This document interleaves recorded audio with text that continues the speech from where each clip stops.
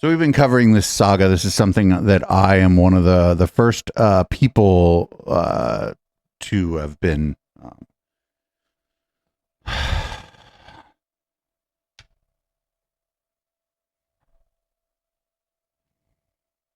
I got like excommunicated from all the anti-Scientology groups because I called for the resignation of Aaron Smith-Levin from the Aftermath Foundation. Quite some time later, maybe like 6 or 8 months later, they did remove him from the Aftermath Foundation. Since they removed him from the Aftermath Foundation, it has not been good. He has been throwing a big old fucking temper tantrum in all kind of places. It has put me into conflict with Andrew Gold, who is an intellectual dark web creator, and it has put me into conflict with a lot of people who I otherwise wouldn't have been in conflict with. However, and I can't use a lot of names, it has actually strengthened my relationships with a couple people in this community who I think are very good. And as a result of this, I am now part of this great community on Discord. It is the SPTV community. And I think maybe I'm not out of line saying that as a result of our involvement with the SPTV community, I may be rebuilding some bridges with some people who I've previously criticized, who I think have in some way seen the errors of their ways. It's a certain critical thinker at large who was the subject of an episode of the Intellectual Dollar Tree. He was very upset about it.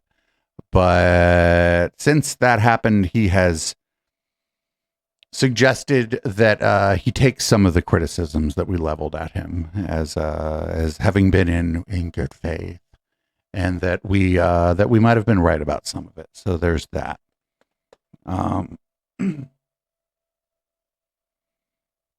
No Sam Harris redemption arc. No. But speaking of Sam Harris, we should play Sam Harris. Fuck Sam Harris. He's going to be like the Neanderthal thing, right? Like that comes out of left field.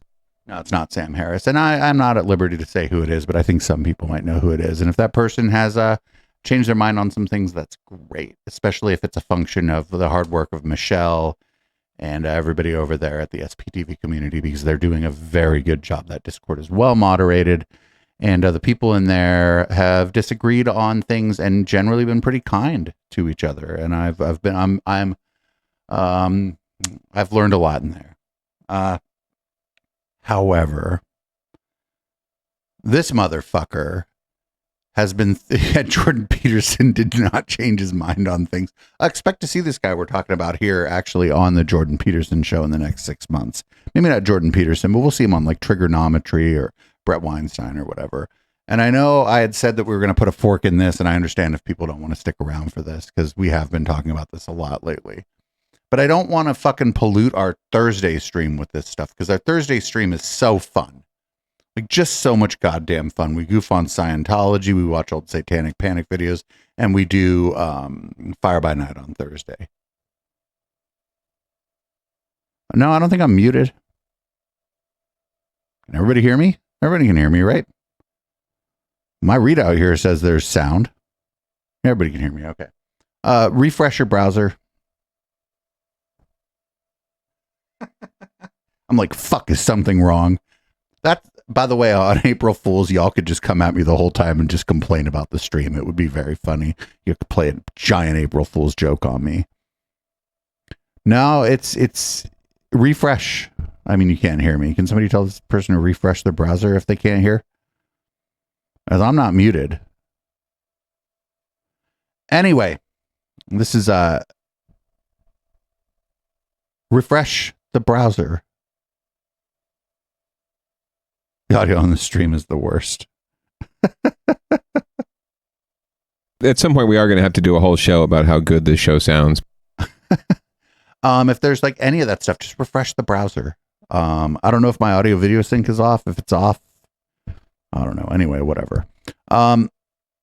So now I'm talking about myself again. You guys are fucking.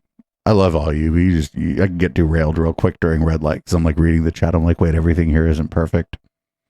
Everything here isn't perfect. Well, this isn't a perfect channel, but the audio here is actually pretty on point. So anyway, this Aaron Smith-Levin guy, his chickens came home to roost. He got removed from the board of the Aftermath Foundation, which is good because now we can tell people. Wait, is the audio? Is there anybody else experiencing desynced audio? Because you shouldn't be. Like, my sync should be fine. If the audio is out of sync, fuck, man. Fuck.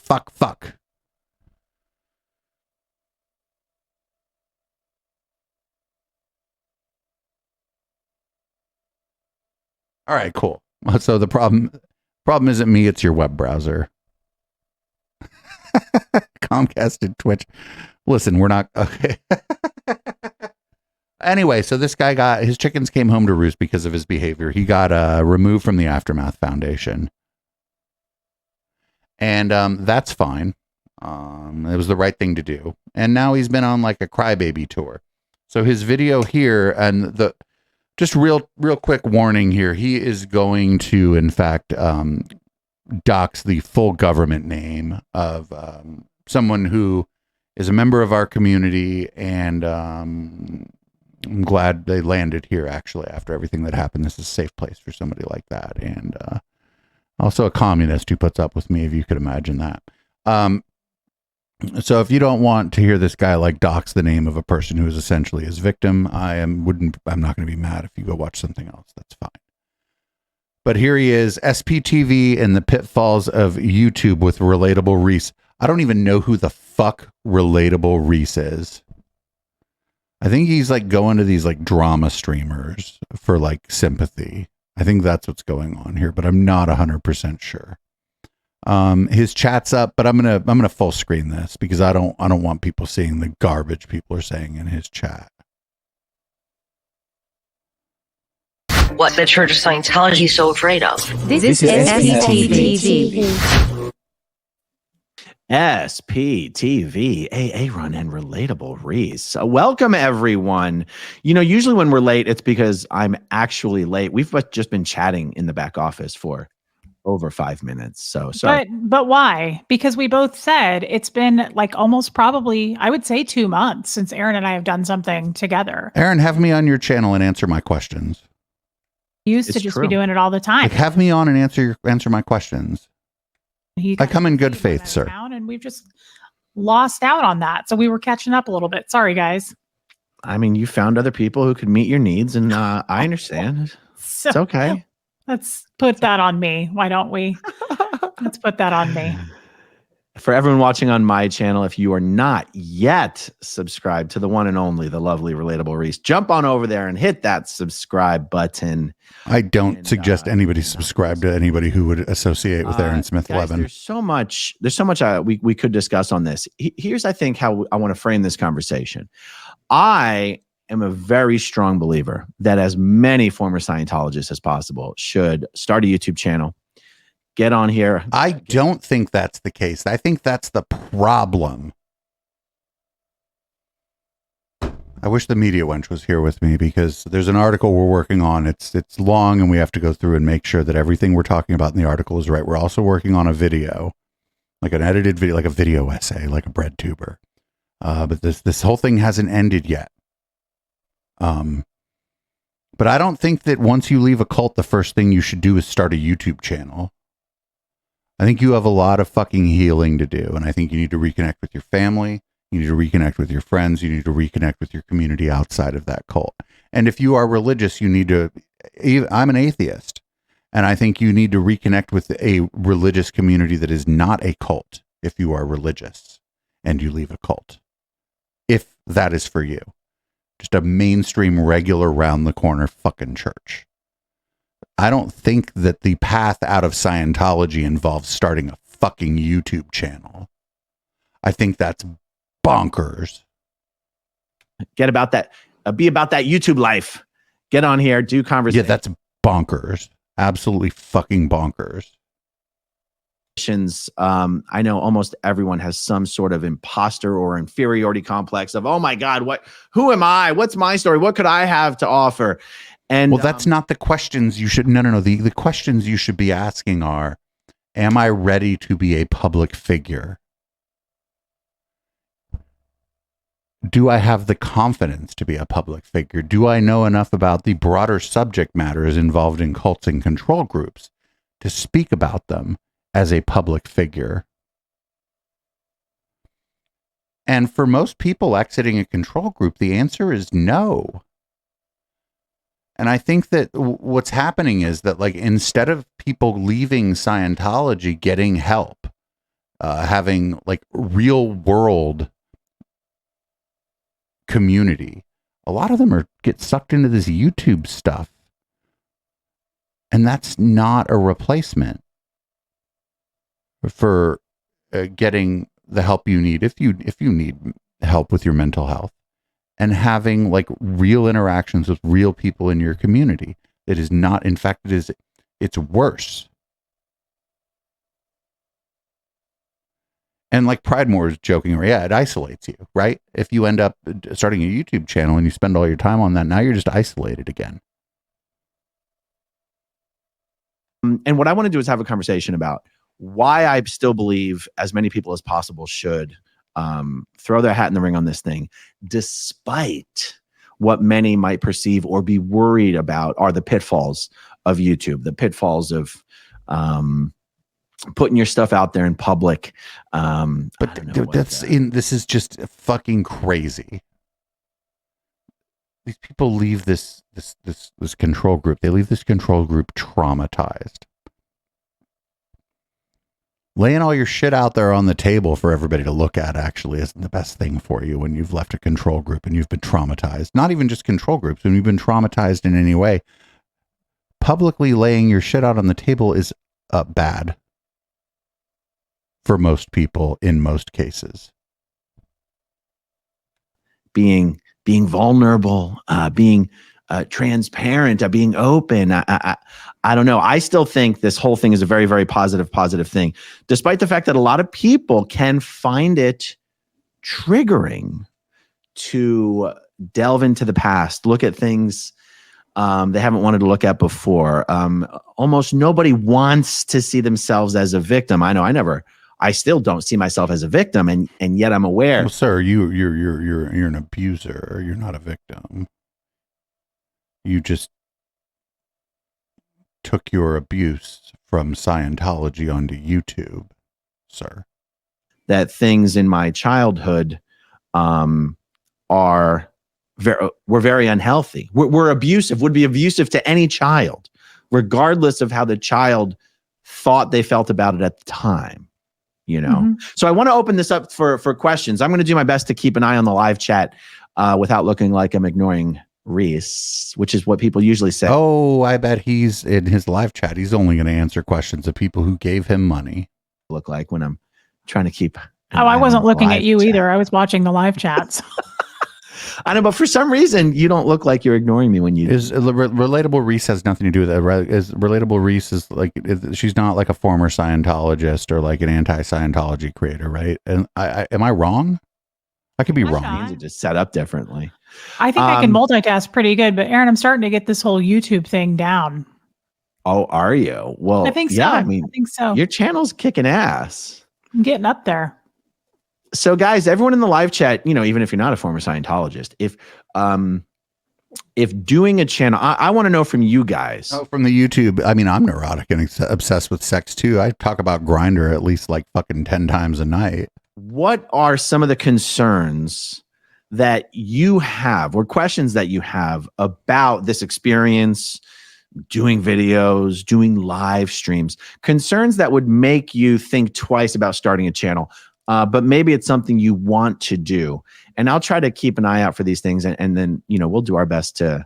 I think this is actually a thing that I'll criticize Karen de la Carriere on this, actually, where people get out.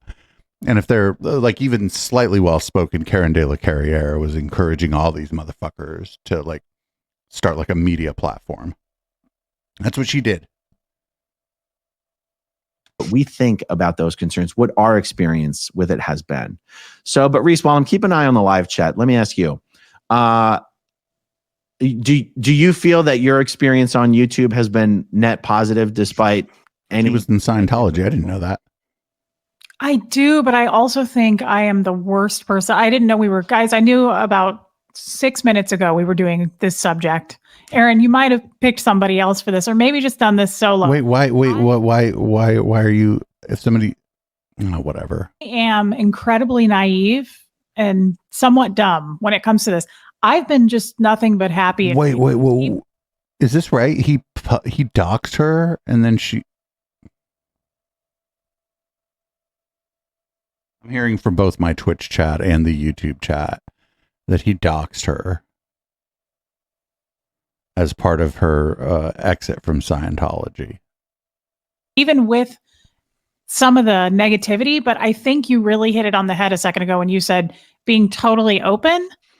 I mean, not that you're the person to talk to about this, but everybody knows I had a PAP 2 days ago and how it went. So I'm open about everything. I'm being serious, though. I'm open about everything. Everybody knows my life. I got an email from somebody yesterday that was like, you share a little too much as far as in a dangerous sense, not like I don't care about your PAP or want to know about that. She was saying like, be careful because you tend to share too many details about your life. You're so open about where you're going, what you're doing. And that's not really a that's what I problem. mean by being naive. I didn't even think about it. But Aaron, I love my channel. I love my people, and it's worth it to me, even when I get a few negative hits here and there.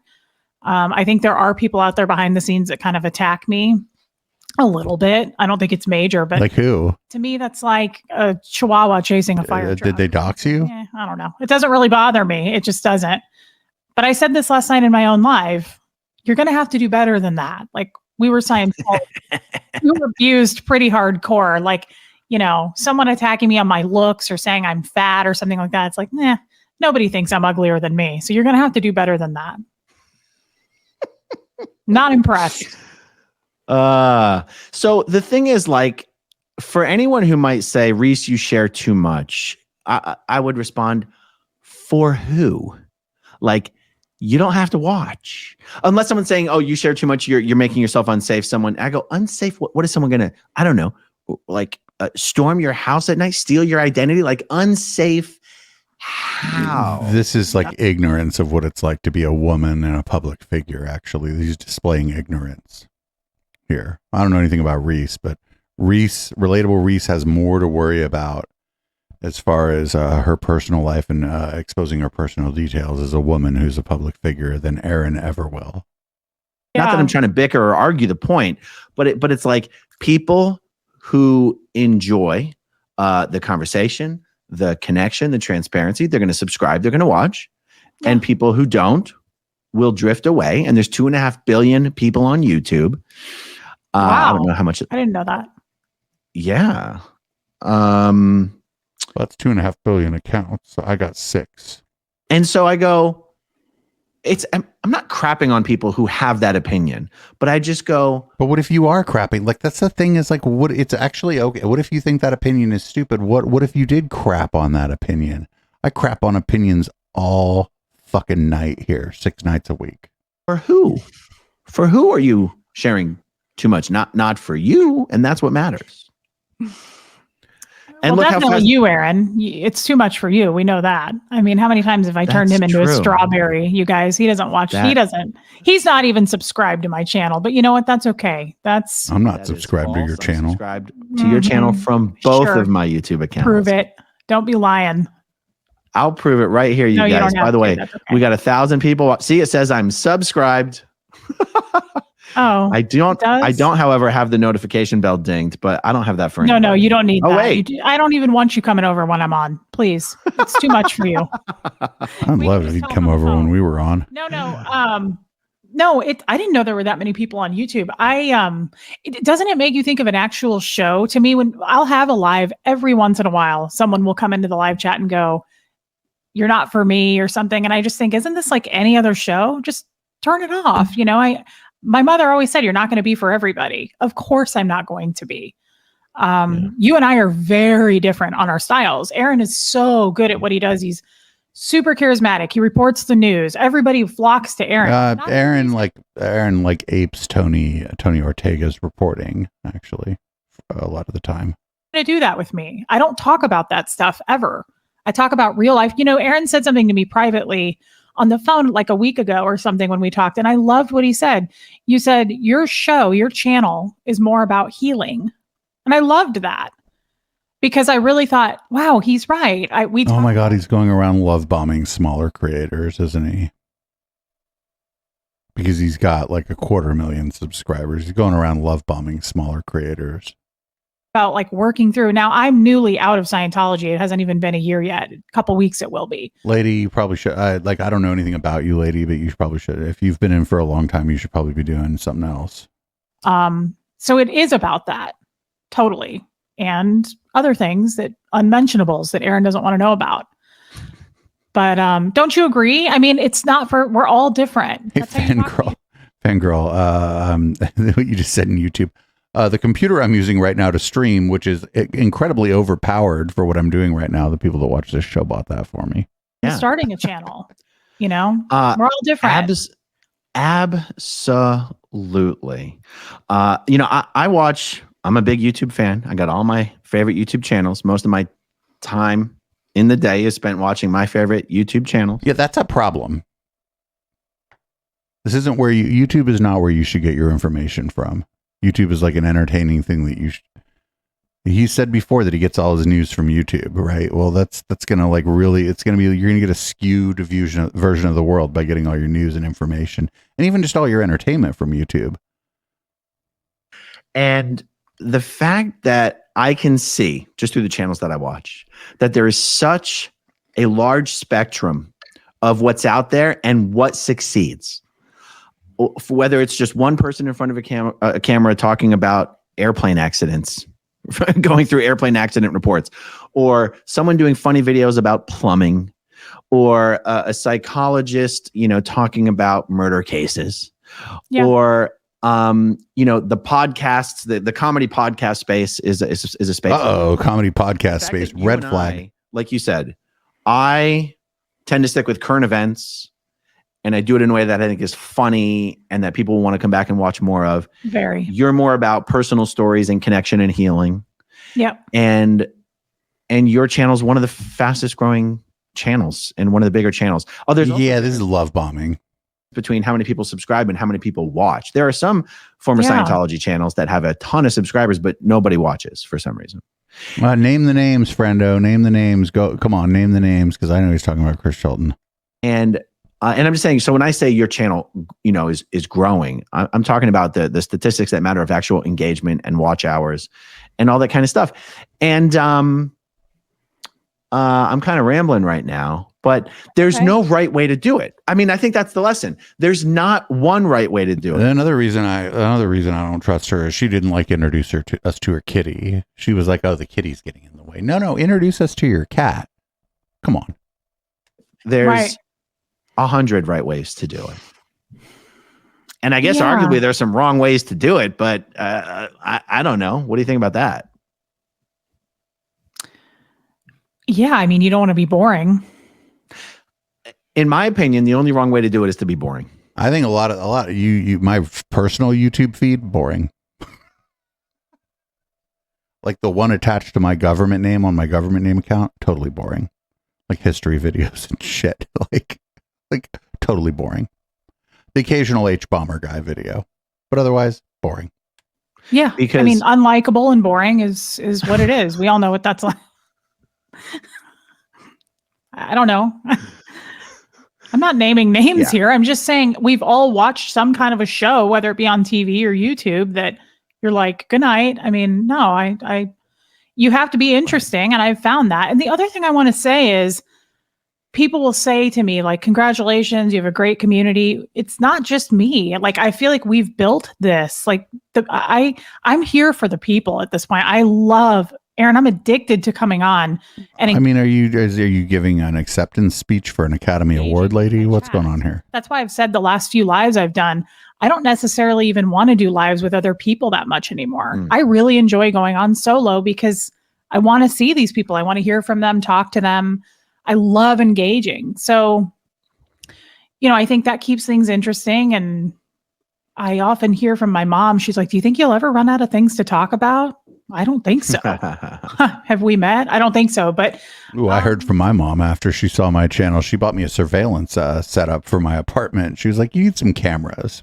I don't know. What do you think? What do you think are I think doing it daily, like you told me in the very beginning, it's what you put into it.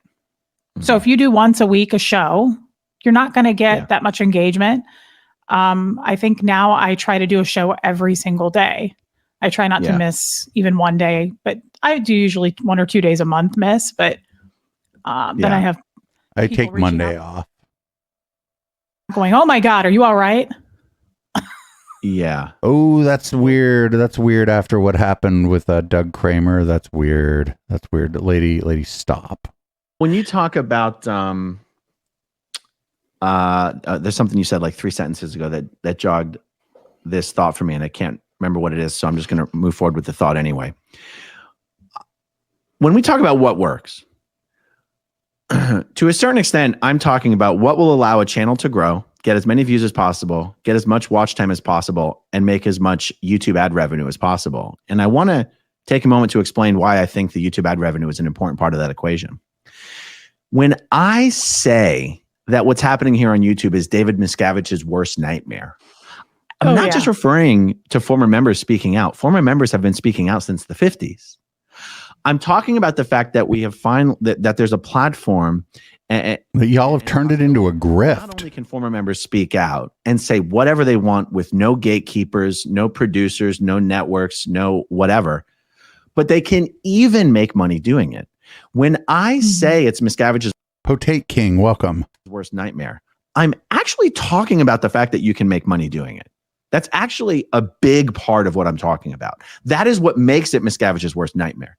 It no longer has to be a sacrifice or just a passion project that you're doing on the side after work hours. The fact that you can make money doing this on YouTube is what I mean when I say it's Miscavige's worst nightmare. And there's nothing that he can do to stop it. And for me, it doesn't mean people are doing it for money. It means the fact that— Friendos, I do this for a living now. I'm doing this for money.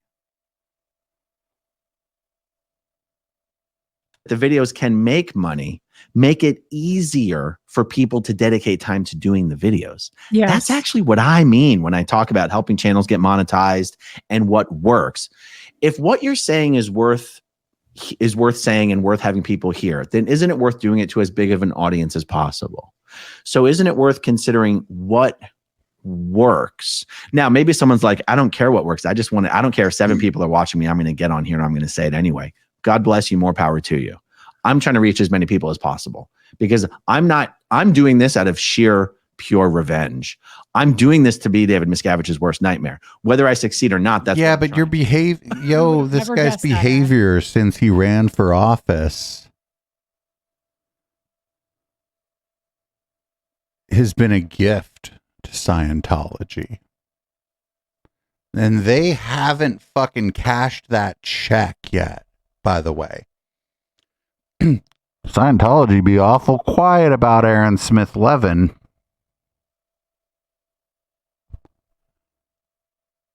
But it is a gift to them, and they are going to cash that in. Why wouldn't they? And we would have never guessed that about you. I'm shocked. Are we helping people along the way? Yes. Can we do an unbelievable amount of good? Yes. Am I doing this out of pure revenge? Yes. Yes.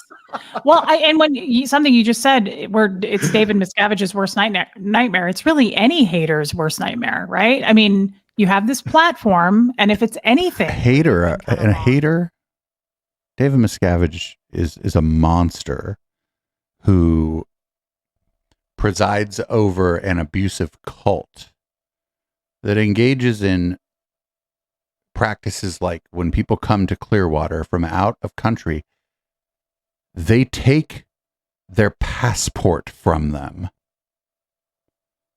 David Miscavige is not a hater. That is not the right way to talk about him. You can come out and talk about that, and that's powerful. That's also healing. Yeah, comrade, I know you don't know. Just yeah. I mean, you can talk about your experience. It's a safe space to do that. People want to hear it. That's very validating. And you're right. You can make money doing it. That's, for me, not the goal. But I do hope that I get to that point. I mean, I've always said that would be amazing to make an actual living doing this. That would be a huge bonus. But I do it because, I don't know. My background's a little different because I would have. Oh, Athena, he's not potential. David Miscavige is a very dangerous person who's ruined the lives. He didn't do it himself. He had other people do it, but he's ruined the lives of tens of thousands of people. Scientology doesn't have hundreds of thousands of members, so tens of thousands of people come out and done this. This was all by accident, but it's the best thing that's ever happened to me. Yes, absolutely. Okay, I have been able to star a whole bunch of good questions here. There's also a bunch of super chats. Let's take these in chronological order. Blake Reed. Hey, you guys, love you guys so much. I'm happy to see you guys together this fine rainy Saturday. That's not really a question. It probably has been a couple months since you and I have just done one together. Yeah, it's kind of sad. I told you I missed you, but then I tried to back off with the clinginess. Yeah, Comrade Timmy. Yeah. You can check my channel, my YouTube channel, if you want to know more. How to respond to all right, the dude abides. That's all. That, not because I don't like it, but because I don't know what to say. Yeah, the cult of Scientology took on not the FBI. The FBI raided them. They took on the IRS and won. Yeah.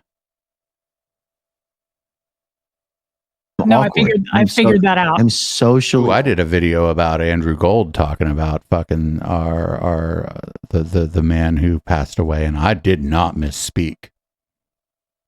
Everything on that video I said with my chest. Excuse me, but yes, yeah. No, it's okay, Comrade Timmy. You didn't know. It's all right. You're not all the way at the bottom of the rabbit hole. That's what I like about this community is people can be like, hey, and then somebody's like, oh. Awkward. Yeah. In certain social situations. I live in awkward and I make everything awkward and I'm happy to do it. So, Exactly. Okay. D. Marie, concerns that personal issues will interfere with the cause. I have some very interesting thoughts about. Oh, me too. Except that the cause is dead. We're working on something around this. Scientology is basically dead in the water. They can't recruit anyone anymore. People are not joining Scientology. So as Scientology dies, these content creators aren't going to have nothing. They can have shit. This. Do you have anything you want to, that comes to mind? Yeah, Dee. I mean, I think that was kind of the point of this video, don't you think, Aaron? I mean, that's where you kind of worry, what are the pitfalls of YouTube? And it is potentially that, everybody has skeletons. If you dig for dirt, you're going to find it on anybody. Oh, Athena, you know what? The best thing you can do mostly is just listen if they come to you. Otherwise, just be their family. That's probably the best thing you can do, actually. Because if they left a cult, maybe the last thing they want to do is talk about the cult all the time, Who knows? Maybe ask them, Athena. You're a very nice person, it seems like. So what if you ask them if they needed anything? I don't know. I don't know your family member, and I don't know you except for you being in my chat. But what if you ask them what they need, if they need anything? Or just let them know that if they do need anything, you're around. And I don't think Aaron, I don't think myself, I don't think a lot of people are trying to hide that fact. And I don't know, Aaron, that you would be successful if you did try to hide it. Because like I just said, if you dig for dirt, you'll find it. And there's also a difference between hiding something and just having the right for certain things to be private. And I guess at some point that line does get blurred. Now, in my case, not only, and in anyone in the SPTV world, not only do you have this giant cult trying to shame you and embarrass you and humiliate you, but there's a lot of people in the former Scientology world who just hate the shit out of each other and will do anything to embarrass and humiliate each other. And I don't think that's the case. I don't think most of the people hate each other. Is done to former Scientologists by other former Scientologists than by Scientology. And someone could level that accusation against me. I mean, I go after Chris Shelton as being a total piece of shit harder than Scientology ever would. But that's because what are your criticisms of Chris Shelton? Because mine are on the record, friendo. Mine are that he tried to make that right-wing grift shift and then failed. But now what I think I'm seeing from him actually is that he's done a little reflection on that a little bit from what the limited amount that I'm seeing. And I've backed off on him actually, because again, he was traumatized by a cult. Dalton as you know, I have my reasons. Your reasons were that he criticized you. You know, so I'm not. It's not just the pot calling the kettle black, or is this the pot calling the kettle black? Okay, what am I saying here? I'm saying here's actually a greater, kind of a higher level thought that I have on this subject. I somewhat push back on the idea that all former Scientologists, or even all former Scientologists doing YouTube, are a community. I heard you talk about this on a live recently. Yeah, go into detail on that. The enemy of my enemy is not my friend. My friends are my friends, and I will act accordingly. Who are your friends? Just because you're a former Scientologist and you're speaking out does not mean we are on the same team. You can do what you do. Right. I'm going to do what I do. We don't have to have anything to do with each other. We don't owe each other anything. Yeah. And we also we shouldn't be able to be controlled by this idea of, oh, you shouldn't do X, Y, and Z because it'll hurt the cause. Please define what the hell you think the cause is. Like, so that again, I don't think there's much of a cause left. I think the anti-Scientology community is fucking orders, maybe an order of magnitude bigger than the cult of Scientology as far as just bodies. And so now it's just a fucking clout chase. Now it's just a clout chase because there ain't no Scientology. I mean, Scientology still exists. They're a real estate scam essentially at this point, but there ain't no Scientology as it once existed for y'all to be criticizing anymore. The shit's dying. They got like 100 or 200 square feet of real estate for every fucking active member of Scientology. Like, that's wild. Catholic Church own a lot of property, but they ain't got no 200 square feet of real estate for every active Catholic. Like, even if the cause is helping people leave Scientology. Okay, do you think people leave Scientology because they see us all as some unified Pollyanna sweetness and light community where we're not trying to pretend that we're something special. That's what Scientologists do. Scientologists pretend like they're something special and their shit don't stink, and standard tech will win the day and everyone's uptone and no one has overts. And it's like, stop thinking like that. Like, it's like really uniform. Very, yeah. The only thing that I think would truly be destructive actually is if channels, honest channels, not like troll channels that work for Scientology. But wait, what honest channels? Not again. What do you mean troll channels that work for Scientology? Honest channels, not troll channel. Who's working for Scientology?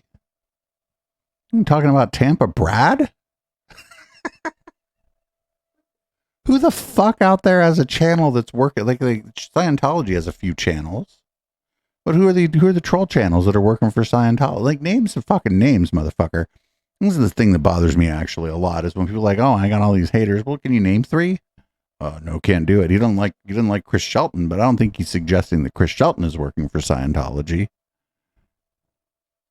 Honest channels of former Scientologists actually trying to do good work.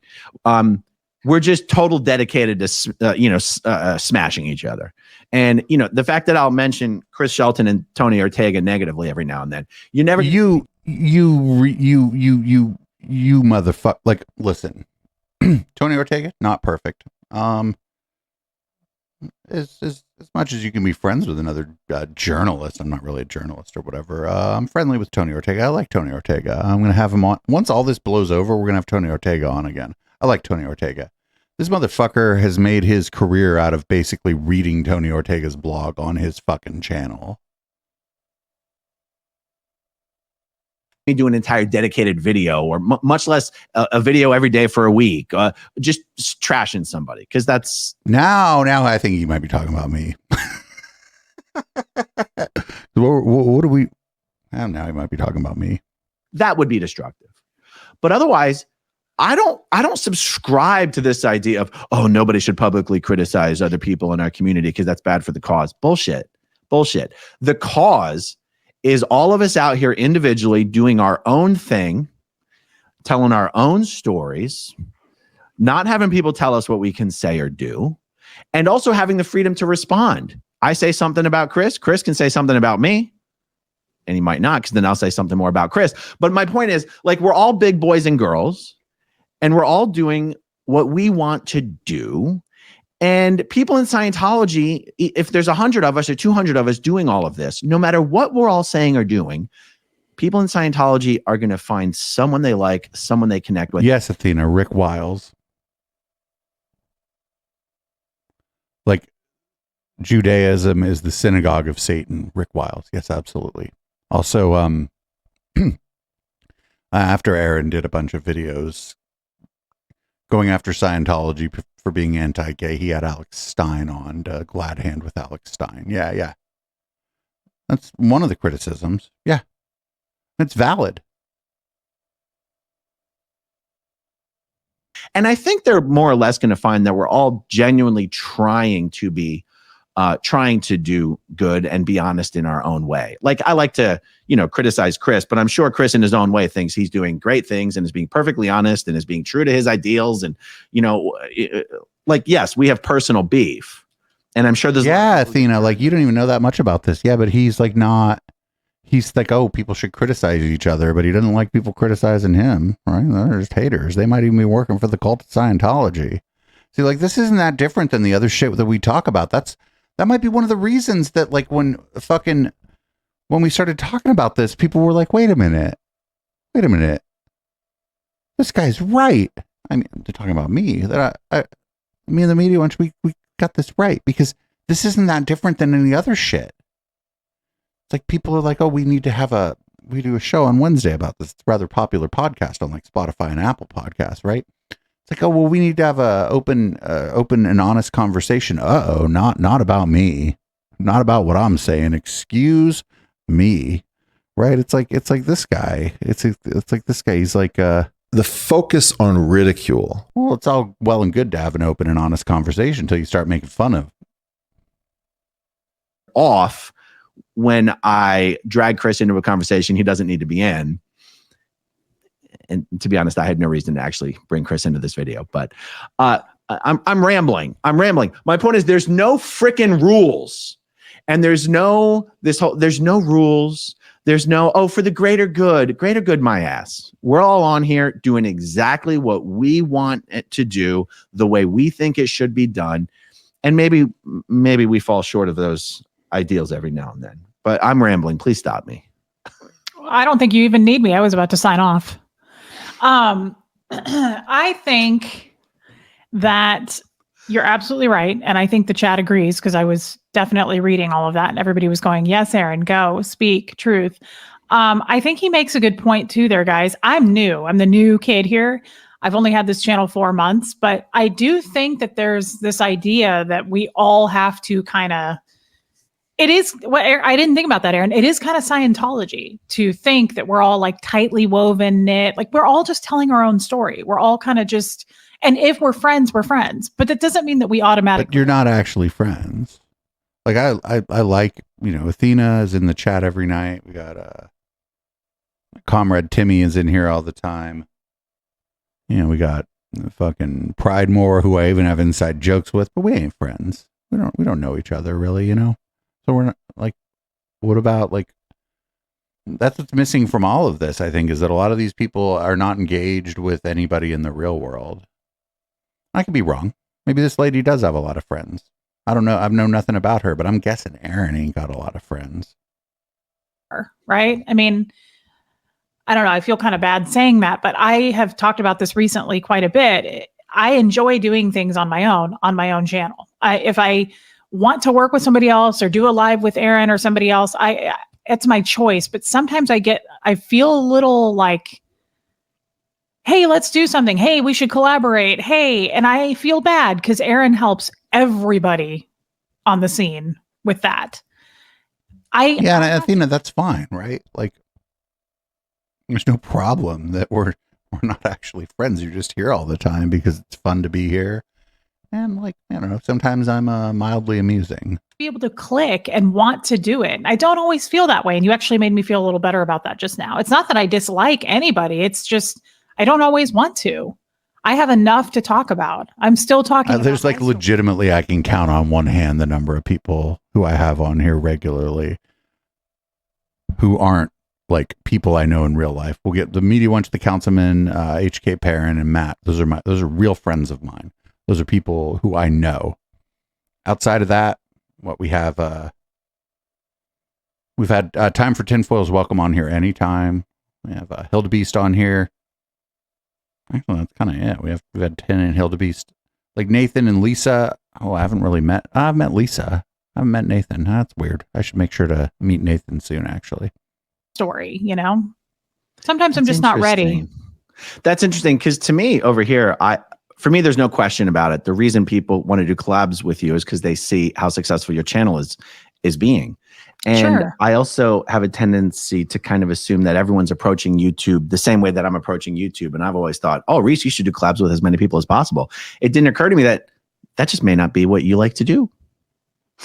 It's not that I don't like to. It takes a lot out of me too. I get emotional. And so I don't. Well, she's not wrong, actually. Having guests on, especially like a new guest who I don't know what to expect from, increases my cognitive load. It does. With the media wench and to some extent HK and the councilman or whatever, doesn't increase my cognitive load. They're willing to roll with the punches and do whatever. Sometimes I'll get 8 emails in 1 week from each person going, hey, when can we? And it's like, I get a little overwhelmed and I think I can handle this like maybe once or twice a week. But I don't always feel comfortable going on with a brand new person all the time. I neg HK, but I love HK. HK is my co-host on the podcast, actually, that carries this thing in some ways. I hope people don't get the wrong idea. HK is my homie. Just don't. And maybe I'll come out of my shell a little more and want to do that. I hope no one watching that's asked me feels disrespect there, by the way. I will get to you. It's just, it's like what Aaron said. It's kind of like we're all just out here trying to, reach as many people as we can, tell our story. And even Aaron, as long as he's been doing this, he still gets very emotional on certain subjects. Yeah, but he's a bit of a crybaby. That's why I think we're total opposites. He doesn't really get personal unless he's sadly forced to, which isn't right. But he doesn't really get personal. I get very personal and I love to get into that deep stuff that kind of gets emotional and makes you laugh, makes you cry. But that's actually kind of a problem if the channel becomes about you personally. I don't know. I mean, people, like, I joke around and I talk about my own life here, but it's the very mission driven here, and I think people understand that. We do like to talk about cults and high control groups, but also conspiracy theory communities and extremism. And Dave is scary. I mean, I hope not. Hope if you saw me at a bar or whatever, you'd buy me a drink, for fuck's sake. My God. Anyway, I'll be right back. I need to pour a drink and pee. And this isn't Friday, so you don't really need to wonder if those two things are related in any way other than like basic biology. I'll be right back. It's not for everybody. And it takes a lot of energy out of you, honestly, to do that. And to hear somebody else's horrible, tragic story. It takes energy out of me to do that. So it's not that I don't want to. I think, I need to give myself a little grace. I've had a channel 16 weeks. I mean, it's not like I've been doing this for years. I'm sure I'll get there. It's just, I also love my people. This is the reason I'm here now. I love, love, love my crowd. That's why I don't say hit the subscribe button, like subscribe, especially if I'm on somebody like your channel. I say do it if you want to. Like, please don't do it if you're not into me. If you find my face and voice annoying and you don't think I'm funny or it's too far from you, please don't subscribe. Like, I want it to be quality, not quantity. Right. You just jogged another. There's so many things I've started, but you keep giving me the things I want to mention. Well, it's because we haven't talked in so long. I think a lot of people in the former Scientology world,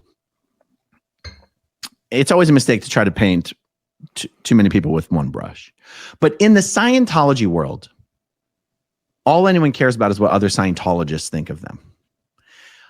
I'm going to go out on a limb and say that in the former Scientology world, there's still way too many people who think that what is most important is what other former Scientologists think of you. And I have, by luck or hook or by crook, gotten to a point where I do not consider that my audience, the people I'm trying to reach, are former Scientologists. It's everyone else in the world. Right. I realized, as you know, as I imagine these words coming out of my mouth, it's going to sound like I'm throwing shade at other former Scientologists, and I'm 100% not. I am so not concerned with what former Scientologists think about me. I could not possibly care less. I'm very concerned about what people think of me as a public figure, because that's all I have, actually, right? I just came back in. I don't know exactly what I missed, but I just came back in. Actually, I do care, like as a person who does this publicly 6 nights a week. I do care what you think about me. I don't care if you think I'm ugly or whatever, or if like you think I'm a thirst trap.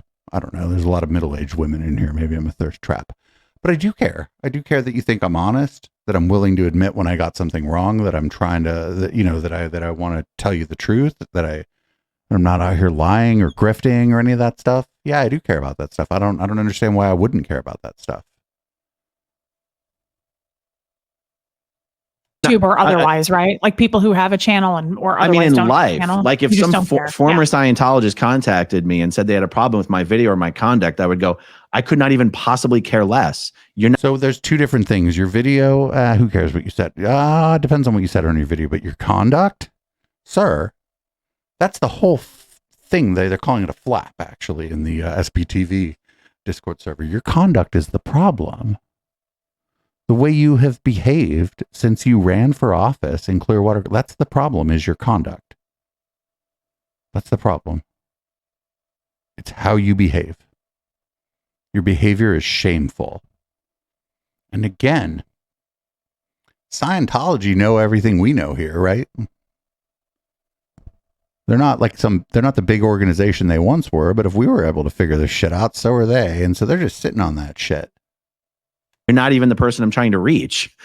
You're already out of Scientology. I don't care what your ideas of morality are. I don't care if you think my videos are too degrading or joking or mocking. You're not my audience. What? Like, but that's the problem, is that there's nothing there. There ain't shit there except that you don't like Scientology. Ain't nothing else there. And when we do find out what else is there, you're an asshole.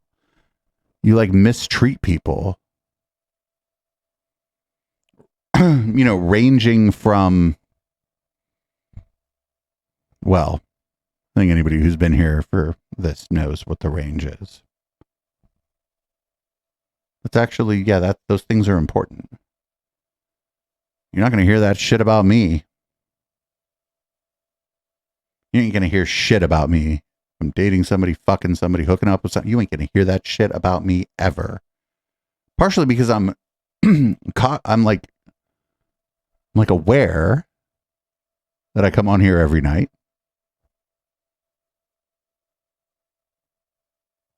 And to some extent preach morality in some kind of way. So I'm aware of that.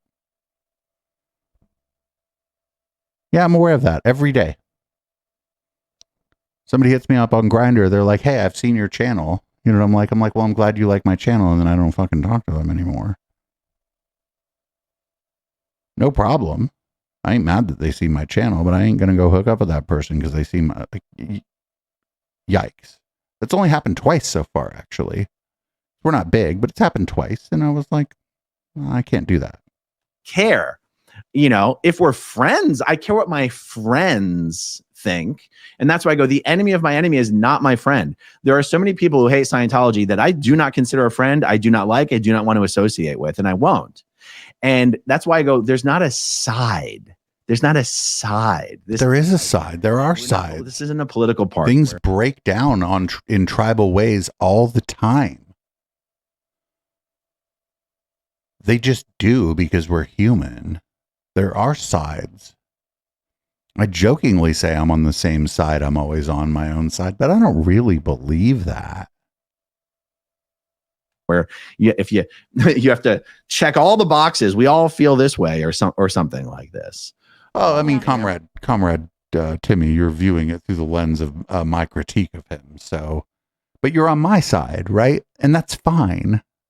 Like, you're going to be on somebody's side about some shit. That's how we work. We're fucking human. That's how we operate. How our fucking brains work, man. I'm rambling again. Let's get. You, to well, the next you one. actually made a good point too. Aaron, this is something I've always really admired about you. I mean, maybe people are more like you, but I care about everything. I don't want to step on anybody's toes. I don't want to hurt anybody's feelings.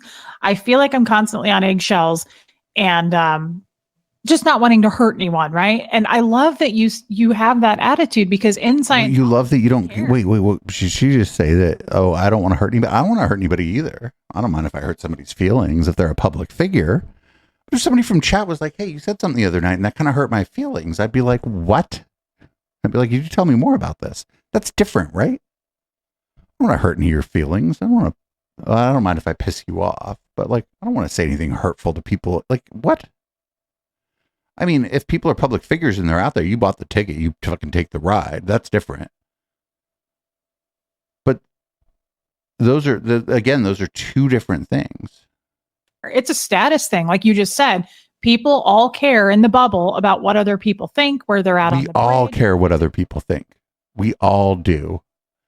You start talking to somebody that says, "Oh, you learn about somebody in 5 or 10 minutes that they don't care what other people think." Oh, that person cares the most about what other people think. The one thing they want other people to think is that they don't care what other people think. They think that makes them cool. And they want other people to think they're cool. It's a giant gross status. Do you agree? It's all about who knows who, right? I mean, I remember being in Scientology and people were like, "Your dad is Gene Wally? Oh, he's a silver meritorious." Like it was all status, either that or, well, they're OT8, they're new OT8. We all seek status, OT8. absolutely. It's a numbers game almost. Yeah, I trust your judgment for now. Creepy like that, so it's impressive. But also, Comrade Timmy, if I fuck up, if you were like, "Actually, you really fucked up the other night," I hope I'd listen to you. Even if I disagreed, I'd be like, "Oh, okay." That did you ever care? Or yes. Okay. See, I almost wondered if the answer would be no to that. How did you learn how to not care? I don't know. I think it happened organically. He's like, I behaved in such a way where it became very important for me to like ignore and denigrate those who were criticizing my behavior so that I could continue doing what I'm doing. We've seen this with a ton of people. We've seen this with a ton of creators. I don't want to like name anybody out. But some of you have probably watched channels where you're like, "I just can't do this anymore. This person, I can't do this anymore." A lot of you probably came from communities like that to here. I don't know for sure, but I mean, there's things that I've used to watch that I'm like, I can't watch that anymore. I used to watch, this one's easy. I used to watch Steve Destiny. I used to watch his YouTube stuff. I don't want to watch that shit anymore. I don't have a big problem with him or whatever. Like, whatever. But I don't watch it anymore. So what? I think for a long time, I mean, everything that's happened to me over the last month with the Aftermath Foundation is probably... Yeah. This didn't happen to you. These things did not happen to you. This isn't external from your own behavior. With this feeling, I think I used to think I really had to have like Mike Rinder's endorsement in order to be taken seriously or something like that. I could see that. You know, the fact that 6 of these former int level Sea Org members basically. Oh, here it goes. These are, he throws in, they used to be Sea Org. The implication here is that they're using Sea Org tactics against him. That's the implication here. No, they got tired of your shit. That's it. They got tired of your shit. And I think they were a little late to the party, motherfucker. To be able to cast me out, and I was going to be the one who suffered, and I've continued to grow while they've basically been decimated, has probably cemented for me. That's because you fucking cry bullied them. Anyone's approval. You don't need anyone's endorsement. Just because. But he just talked about, wait a minute. He's like, my numbers have grown, but you don't need anybody's approval, but my numbers have grown. Well, which one is it?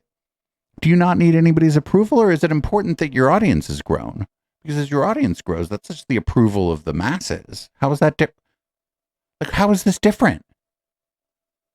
support you doesn't make you right just because people. Ooh, I know why I stopped doing this. This is fucking. You guys don't see me get like. You guys just don't see me start getting like. I don't like getting like that. This stuff makes me mad. Wrong. You need to sort of be your own guide. And no, blow with the wind, depending on whether people tell you you're good or bad. No, that's the. And that's strong right there, what you just said. Most people, I hate to speak for people, but that is a huge, sure, it's great to say that, but to actually live by it is a big deal. Do you feel like just way more free now, what you just said, and that feeling? Yes. I mean, I basically was in a state of terror for 6 or 7 months, thinking that I was going to be over. If these people said, if these 6 or 7, does that line up with the article that I published? I think it might. That's weird. Telegraph that they didn't like me anymore, I was going to be done. And it was ruining my life. I mean, it was ruining my life. Sir, you ruined you didn't even ruin your own life. This guy's making like what? Fucking 10 grand a month, 12 grand a month on YouTube. Nobody ruined your life. The fact that it all came and has passed, and I've continued to not only be okay, but to continue growing. And I go, yes, no one needs someone to come along and be like, you're a good boy and you're a good girl. It's like, and that's why I go, our audience is the world. It's not other former Scientologists or Sea Org members. There's no hierarchy. I think for a while there was a hierarchy. The hierarchy is dead. That is so impressive. And I hope that I can get there, because honestly, what you just said made me think, some of the SPTV. So I don't want to be too harsh on the gal on the right, because she literally I think in the last year got out of Scientology, right? So it's like, any of my criticisms of her are probably shitty, because she left a control group, and good on her for getting out, right? And so I feel like any of the stuff I'm thinking or whatever isn't really appropriate to put out there in the world, because she less than a year ago left a dangerous fucking space alien cult.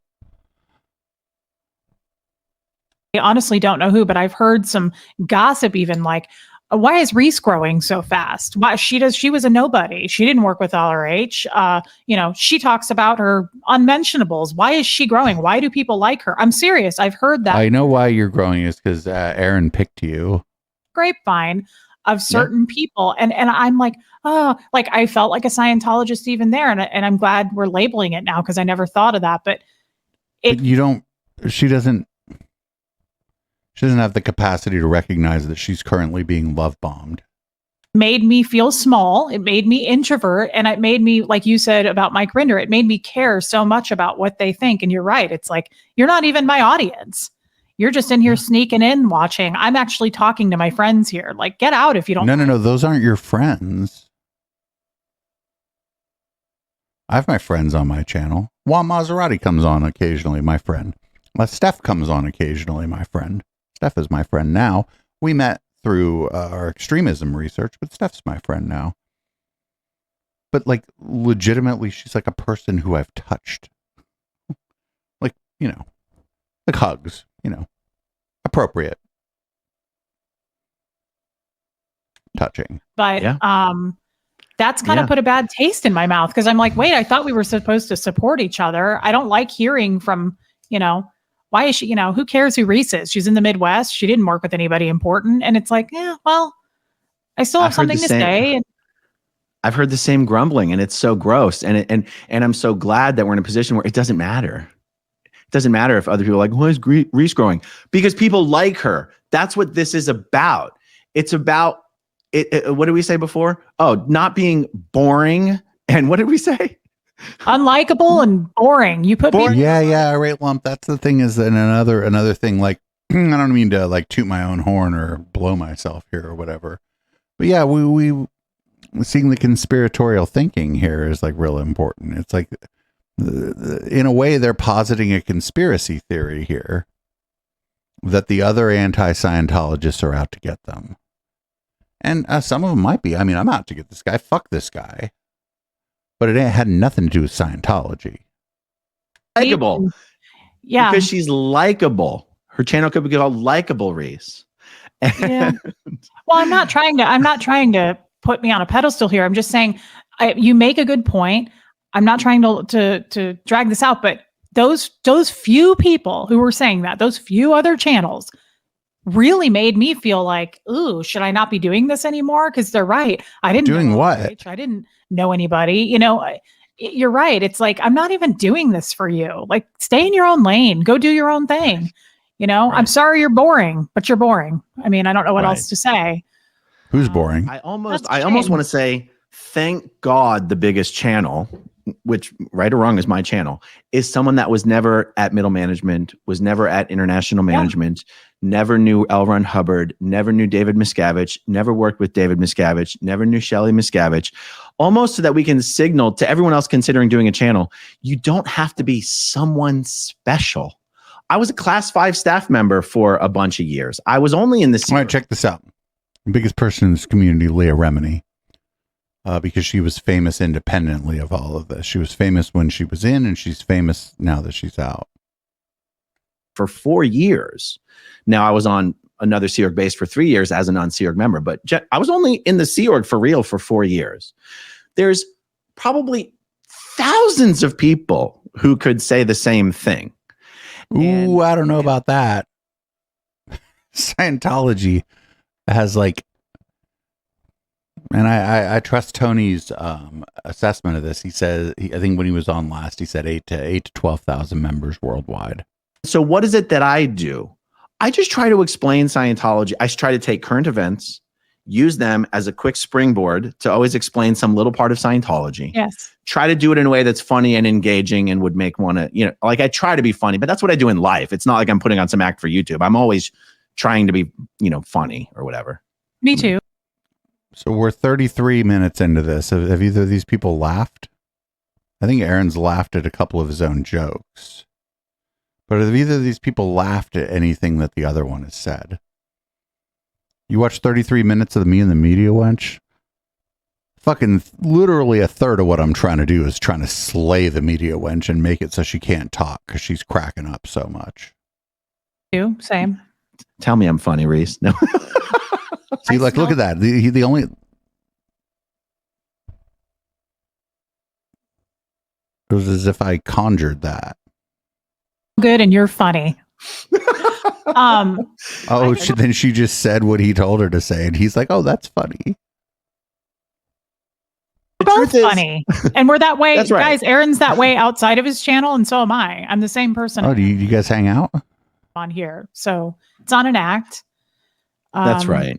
But I don't think it will go away. I think I've said this before. I don't care if you worked with L. Ron Hubbard. I don't care who you worked with. That story is only going to carry you for so long. You've got to be engaging. You've got to be likable. You either have it or you don't. To me, it's almost a talent. It's like not everybody is. It's a talent. And I mean, I don't really necessarily have it because, look, we got 44 people watching the channel. I'm not that engaging. I've been here for a while, right? Here and. Some people are going to come out and be like, dead air. And we don't have that. I mean, I think we're just very engaging and there's plenty to talk about. There's always going to be things to talk about, people to talk to. But you can have a really cool story that got you your claim to fame. But if you're not likable, then that's not going to work. Yeah. Right. And look, we're talking about being David Miscavige's worst nightmare. What does that mean? How does it work? Just look at William Good and the Scientology Audit YouTube channel. He's gotten 70,000 subscribers in 3 weeks because what he's William Good. I interviewed him on my channel. Well, that's probably how he got his subscribers. I'll show you his stuff afterwards. His YouTube channel is called Scientology Audit. And I know who that is.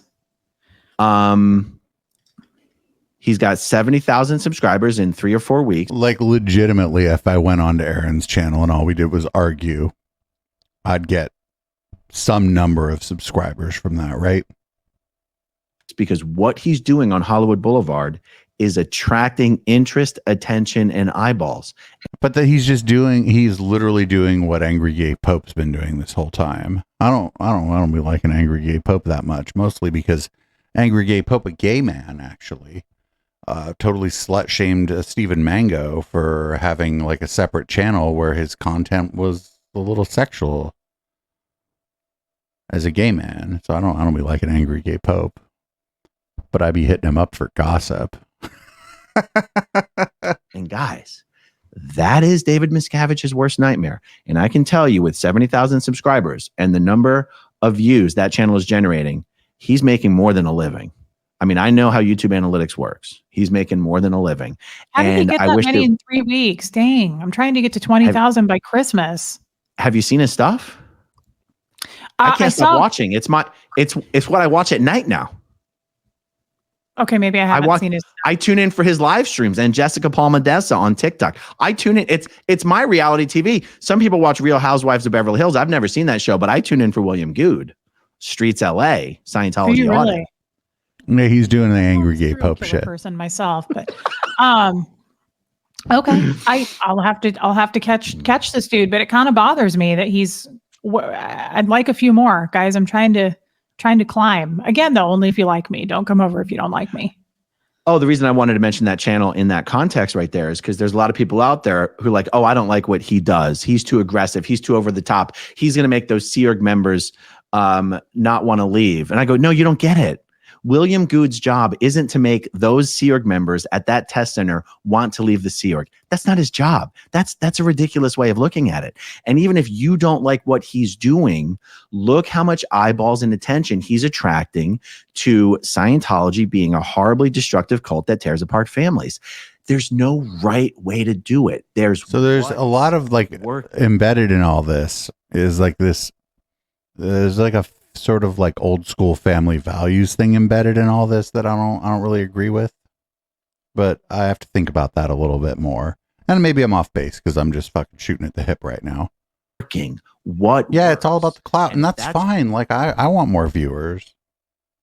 I want more people watching my shit and downloading my podcast. I want more of that, but like I don't pretend it's something else. Like, your goal. If people want to say, what's the cause? The goal would be to bring as many of the world's eyeballs to make as many people as possible aware of the fact that you have this horribly destructive cult operating with tax exemption in the United States of America, right in broad view, and the government's not doing anything about it. Now, look, I'm sorry. The government is doing something about it, but maybe not fast enough. You and I can't do anything about the government. Wait, what is the government doing about it? The government ain't doing shit about Scientology. In fact, I think that like the government may have my view. Even if the government had an impetus to go after Scientology, they got bigger fish to fry. As far as like tax evasion and shit, they got bigger fish to fry. But what we can do something about the eyeballs. We can attract eyeballs, and that's actually what I view as the goal at this point. Use the platform to attract as much attention to the issue as possible. And if you're doing it, then that's what's working. But the issue's dying. Aaron Smith-Levin has more followers than there are Scientologists. By an order of magnitude or more.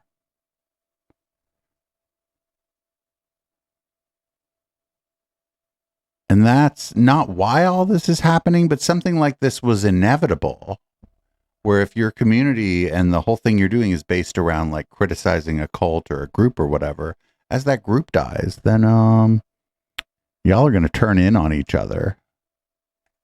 I mean, that's the goal. Not are we all being nice to each other? Who gives a shit? Yeah. But it's not that you're not being nice to each other, Aaron. Aaron, it's your behavior publicly has been quite bad. We're not all being nice to each other, and people are stabbing each other in the backs, just like regular people in the world. But to me, it's very Scientological, I have to say. Like a lot of the stuff that was done to you, that was the first thing I thought of. Is I was like, it was done to him back at home in the org. I mean, it was done to him. Just yeah. So I don't always trust everybody, and I don't always want to work with everybody, and I think that's okay. And I think it's totally okay. You know, my therapist said something on Monday. He said, and I was shocked. I was like, really? He said, it's okay to upset people, you know? And I was like, no, it isn't. I mean, it really isn't to me. I'm a people pleaser. I try very hard. And if I do upset someone, I'm like, did I upset you? Oh my gosh, I'm so sorry. Like, I'm very apologetic. And he was like, but if it's honest and righteous, he was like, it's okay to upset people. That's okay.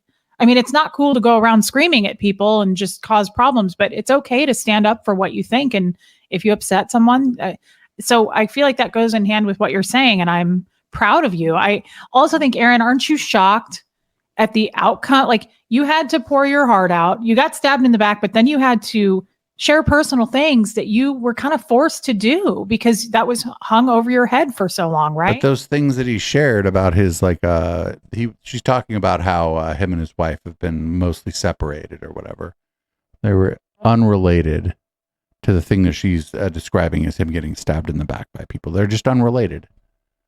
Him and his wife have been estranged for a while, and that sucks. But it had nothing to do with him getting removed from the board of the Aftermath Foundation. His behavior got him removed from the board of the Aftermath Foundation. Not the fact that him and his wife are estranged. People break up with people all the fucking time. Are you, I guess I'm not, but I am at the same time. I'm shocked. I get so many private messages. I talk to people all the time. Just the support. People love you. Yeah. Did you intend for that? Like, were you surprised by this? I was surprised. And it's funny. I wasn't. I probably called this at the jump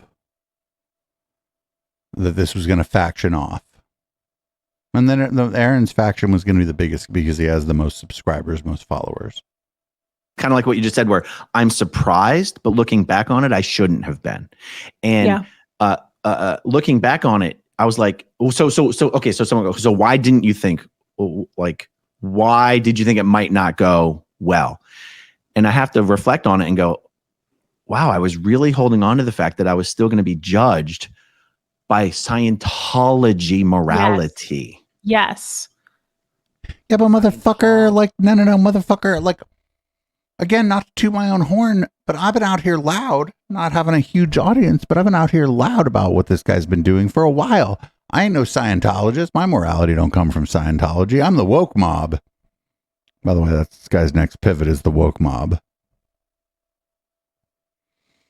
Oh, God, he must be out 7 years, 8 years, 10 years, a while. Morality. Okay, I was talking to another former Scientologist who has a very good perspective on all this. And I said, you're not going to believe this. There's people out there actually saying, there's people out there like the Chris Sheltons of the world, actually implying that there's some sex tape out there of me. That's not the no. It's not the sex tape. There's no sex tape out there. Nobody's implying there's a sex tape out there. That's not the tape that people are implying are out there. It's out there. Nope. See, like, well, I mean, there's not. There's not. Oh. It's absurd. Okay. But I was saying, I don't like no Chris Shelton, but Chris Shelton ain't saying there's a sex tape of him. That would be horribly defamatory and terrible. And in other words, I was saying it in a way whereas the tape he's talking about. Well, I'm not going to call it a tape, and I have to be real careful here too. I think some people here know why, some people don't. It's not a sex tape that he's talking about. No sex happened in the tape that he's talking about. It was clear that the way I was saying it was like, and if it was true, that would be worth being canceled over. And this person was like, who cares if there was? Like, I might release one. It sounds like fun. When I say who cares, yeah, if he had a sex tape out, that'd be the coolest thing about him, honestly. Like, I mean, I wouldn't watch it. He's not really my type, but that's not it. Be scared if something, like, you shouldn't feel violated, but like the person had to point out to me, like, do you realize that that's not illegal? Like, even if there was, There's no sex tape with wouldn't Aaron have broken any Smith-Levin. laws. Like, who is it that would judge you? Like, in other words, even if there was something like that, would that warrant being kicked off of this or that? And like, that would be a personal issue. And I was like, I almost had to go. We watched a police body cam of him, actually. It wasn't a sex tape. And that's publicly available, actually. He should have been removed from the Aftermath Foundation when that video came out. The police were like, we heard you were stalking her. And he's like, oh, I sent her a bunch of Facebook messages because she's hot. Yeah, that's you would get removed from the board of most charities right there and then. Boom, done. No sex tape. Yeah, I'm still thinking like a Scientologist. You are. And so am I. I'm still thinking it's okay to judge me by that standard, the way Scientologists would judge each other. They're so judgmental, you guys. I don't know that people understand that. Aaron, Scientology is full of judgment. Yeah. I didn't know that. Did you say that's not illegal, actually, to release something like that? Oh, it's actually illegal to release a sex tape of someone else. California, that's like revenge porn. I mean, it sounds like a good time, but it looked like a couple of manatees getting it on if it was me and Jeff. But still, Ew. you guys, Might for a be fun really good for Friday night, business. I might put out a little clip and then you got to pay for the rest over on some other channel. That'll get my numbers up. But I was like, you're right. I was still worried. I'm so used to my entire life being judged by Scientologists. No. But it's not. You weren't being judged by any Scientology standard. This is just not the case. Like, as soon as I found out that him and his wife were estranged and he was sleeping with someone else, I was like, oh, I don't care about that. Realized I was still holding on to that. I was still holding on to the idea, well, if I did X, Y, and Z, then that's that. In other words, I'm thinking, oh, that would be totally out ethics. Yeah.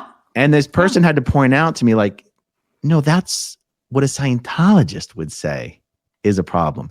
That we don't have to live by anyone's ideas anymore. Well, you still have to you do still have to live by other people's ideas of what's moral and ethical. That's why the country has laws, for fuck's sake. Wow. So And you've what I'm been saying out for is- a long time to be seeing that. Yeah. I didn't realize I was still holding on to it, honestly. Yeah. It's because it's so drilled into our minds, guys. It's judgment's huge in Scientology, though. Aaron, that makes me sad, but I'm glad that you realize it. That's a huge deal. Yeah. And I mean, honestly, once I spotted that, I was kind of like gone, not a thing anymore. It blew. You as is did. It totally blew. It as is on inspection. Good for you, though, because I recognize things, but they're still there. They're still hanging out. They don't go away. I just notice it. And I'm like, how can I work on that? For you, it went away. That's amazing. But it clearly hasn't. Janet Lady 8 says, been thinking about starting a channel to help spread the word. By the way, you know what? For all the people in our SPTV community who've never been in and want to be helpful and supportive, I'm actually going to take this opportunity to call out Uh-oh.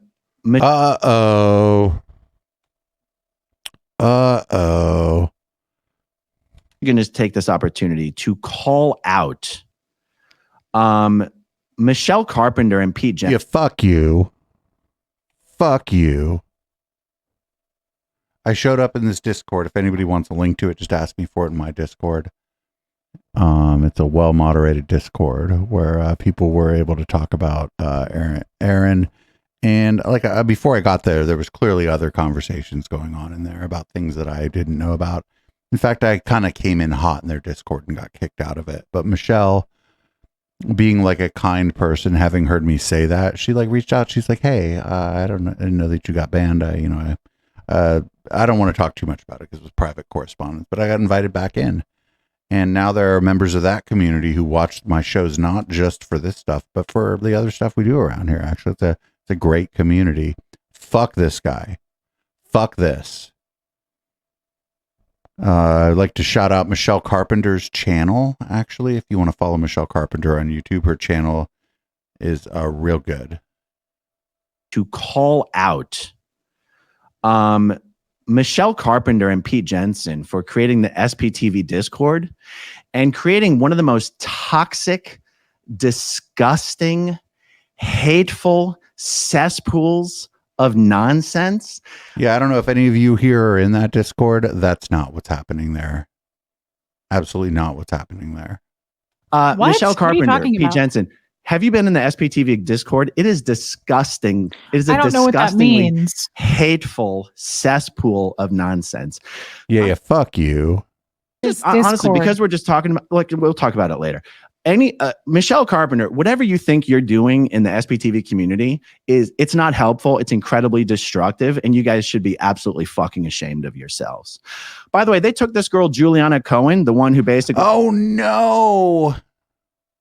tried to ruin my life for the last 7 months, and they invited her into the Discord and are treating her like a goddamn VIP in there. Okay, check this out. We're not going to repeat the name. That person is a member of our community, and this is a Discord where the link to join is public, and as long as you are willing to follow the rules in the Discord, you are allowed to be in the Discord. Aaron could join the Discord, and if he followed the rules, he would be fine there.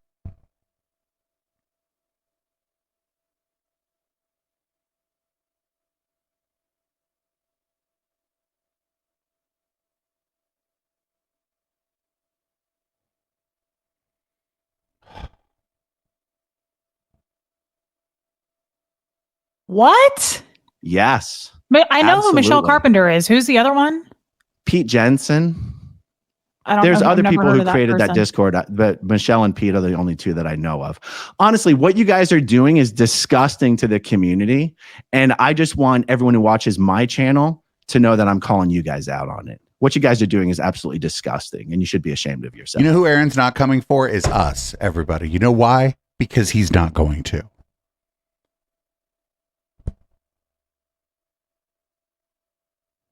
He's not coming for us.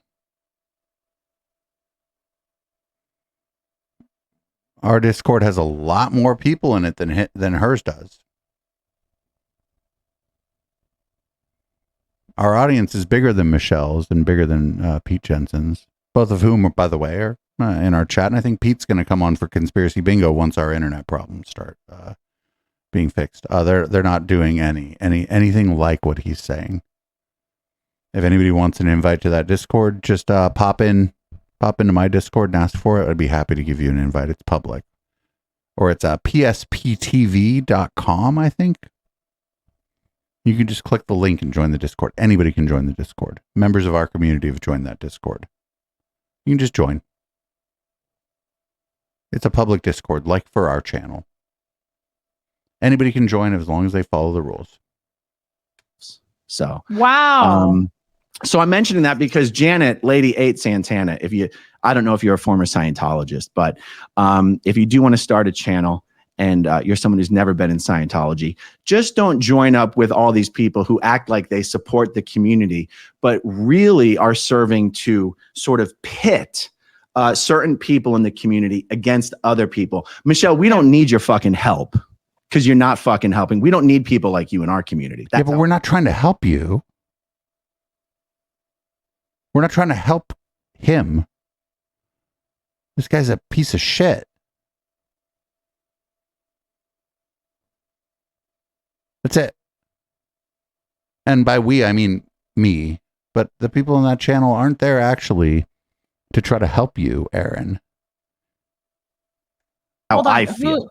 Okay. I mean, I have to be honest. Who is Michelle? I mean, is she an anybody? Is she a nobody? Who is this person? Was she a former Scientologist? I always wondered because I know she was stirring the pot a little bit before anything you're talking. Yo, she did this video about Goldie. Her video about Goldie is excellent. And in our video essay, I haven't bothered her about it, but I think we're going to pull from her video about this fucking lady Goldie who was posting a bunch of anti-Semitic and racist shit on Gab while she was a moderator for Aaron's channel. We're going to pull from her video for our video essay about all this. She was stirring the pot before, yeah, because Goldie, this lady Goldie that was a fucking moderator, was a racist piece of shit. About. And Oh, yeah, I kind she of was touched on it behind- once on one of my lives. But I thought, who is she anyway? Who is this person? I've met her once. I honestly don't want to spend a minute talking about. You know what? Come for us, Aaron. Come for us. Come for us. Come on. Let's party, friendo. Let's go. Than calling her out for what she's done with the SPTV Discord, because I don't know her in real life. I just know that what she's created in there is a cesspool of hate, and Scientology couldn't do a better job. You know, I invite anyone here. In fact, you don't really need my invite at all. You just, I think it's psptv.com or psptv.tv. If you just look up SPTV Discord on Google, it'll get you a link to like Reddit, and there'll be a link in like the first result. You can join the Discord. The people there are actually pretty cool. No problem there. You know, that's terrible, Aaron. Why would you do that? Why would anybody do that to Aaron? I don't understand. It makes them feel it. Oh, He's it's my not rescuer. just me. I don't know why. It makes them feel important. It makes them feel important. It makes them feel relevant. To just be gutter snipes. It's not just me. It's not just me that they shit on. Oh, who else have they gone after, Aaron? In there. Just so you know. Who else have they gone after? Oh, okay. Maybe I'm in there. Yeah. Fancy. Maybe you're in there. Lady, nobody even knows who you are. Maybe I will release a little leaked video. Just a quick thing tonight so she can put that in there. Wait, but you don't know anything about it, but you're going to make a video about it?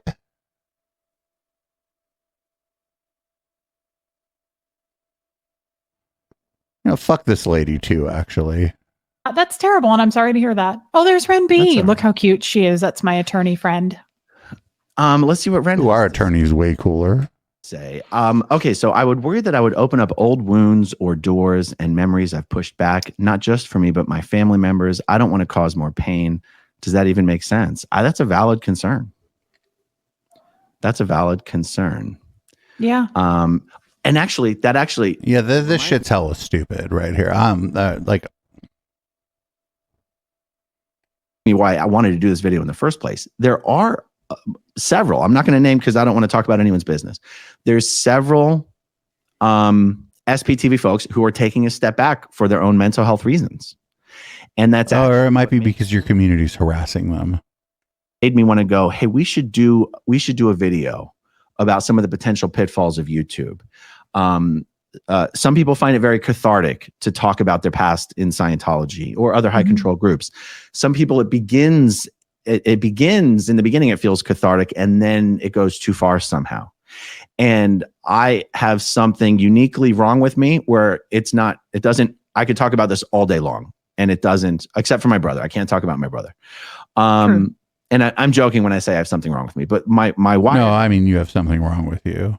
Connected in a way where I don't mind talking about this stuff all the time, but I'm also not spending all the time talking about my own trauma.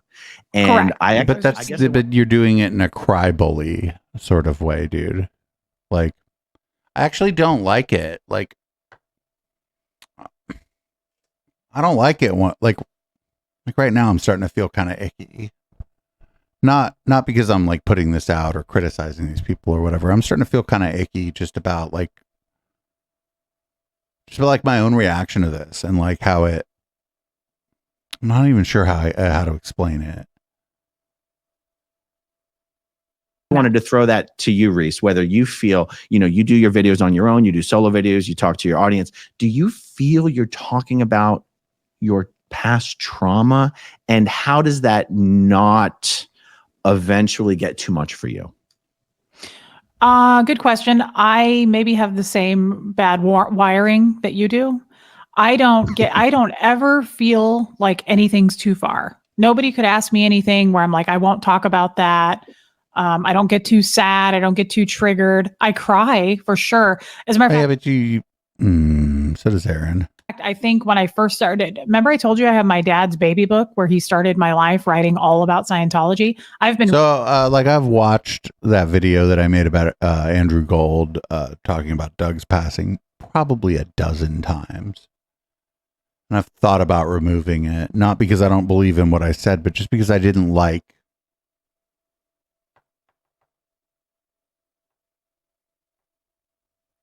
I didn't like how angry I was, actually, if I'm going to be honest.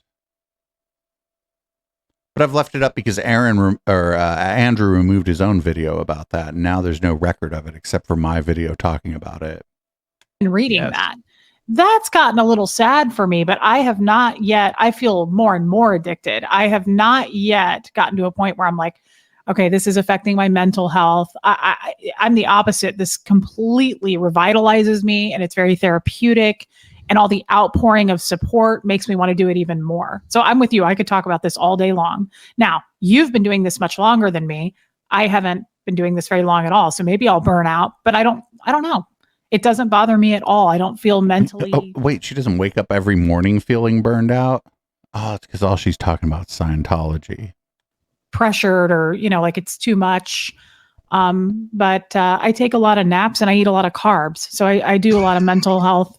I eat a lot of self-care, falafel, guys. That comes first. One more drink and I'm going to pee. On hand and things like that. I feel like we'll get to the end of this. Wake up every morning feeling like P. Diddy. What up, Lola? Not burning the midnight oil here. I mean, I definitely am like, I'm going to go take a nap for 3 hours and call it an afternoon. And I'll be back on tonight. I love it.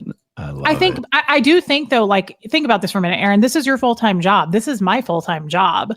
If I had like little kids and I was talking about this and I had another full-time job and trying to make ends meet, that might all add in some pressure there.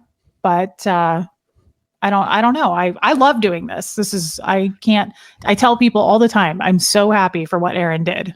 Because speaking of full-time job, today's video is brought to you by our sponsor, Dream Realty. Fancy. What's that? No, my real estate broker keeps asking me if I could please, for the love of God, promote the business in my videos. And I keep telling him I will, and I never do. So if you want to buy or sell anything in Tampa Bay or Pinellas County, contact me at aaron@dreamrealty.com if you want to work with me. Please do. Love to hear that. That is fancy stuff. Yeah, you really do you do self-care, Aaron? Because my therapist does ask me this. Yesterday, I had a terrible day, and I was like, "That's it. I'm really upset. I'm going to run to Chipotle," and that's what I did. And I got queso. My self-care is Busch Gardens and the gym. I love me some roller coasters, and I love me some exercise. So, other than that, we are not the same. That's my self-care. Yeah, you're eating an enchilada. I'm eating a protein bar. Yeah, I'm not all about fitness. We've talked about that. Okay. Don't you think, though, that does seriously factor in here, though? Like, I don't know the people who you're referring to, and I don't need you to name them, but anybody who like has to take a mental health break, there could be something else going on that's not Scientology related at all. I don't know. Totally. Maybe they don't have a Chipotle where they live, and that can make things harder too. I don't know. I know that I am food motivated, just like my poodle. Do you know, I have to comment. There's something that has made me realize that during videos, I'm sometimes so distracted that I'm not actually paying attention to what's happening in the video. And you want to know what it was that keeps making me realize this? When I go through the videos that you and I do together, even if it's with other people, and I'm going back through them to put in the chapter breaks, you are so much funnier and witty than I even remembered you being. That when I go, I'm not really present during these conversations, am I? I'm only like half paying attention. Well, it's because you're thinking about yourself. Your jokes and your comments and your comedic timing go over my head at the time. And I watch the videos back later and I'm laughing my ass off. So I just want to apologize for the fact that I realize I am I'm usually not fully paying attention to the conversation. And it must be because the live chat, the lights, the screens. But I just wanted to say that to you. You are so much more funnier than I give you credit for on our videos. That's so nice. But I disagree. If you go back and watch any of our videos, Aaron's like rolled over in his chair, laughing so hard and his face is all red. So I don't know. I think I make you laugh in the present moment. You do. But that's you're nice even of you to funnier. say. We do have Even some funny funnier. ones. I have to say, I've gone back and looked at a couple of them recently, just like funny clips of stuff. And I'm like, I miss Aaron because we are hilarious together sometimes. There are some funny. There's only a few times that I actually think we were interesting and funny, and y'all have seen them over and over again because we keep rerunning the videos. Some of our videos.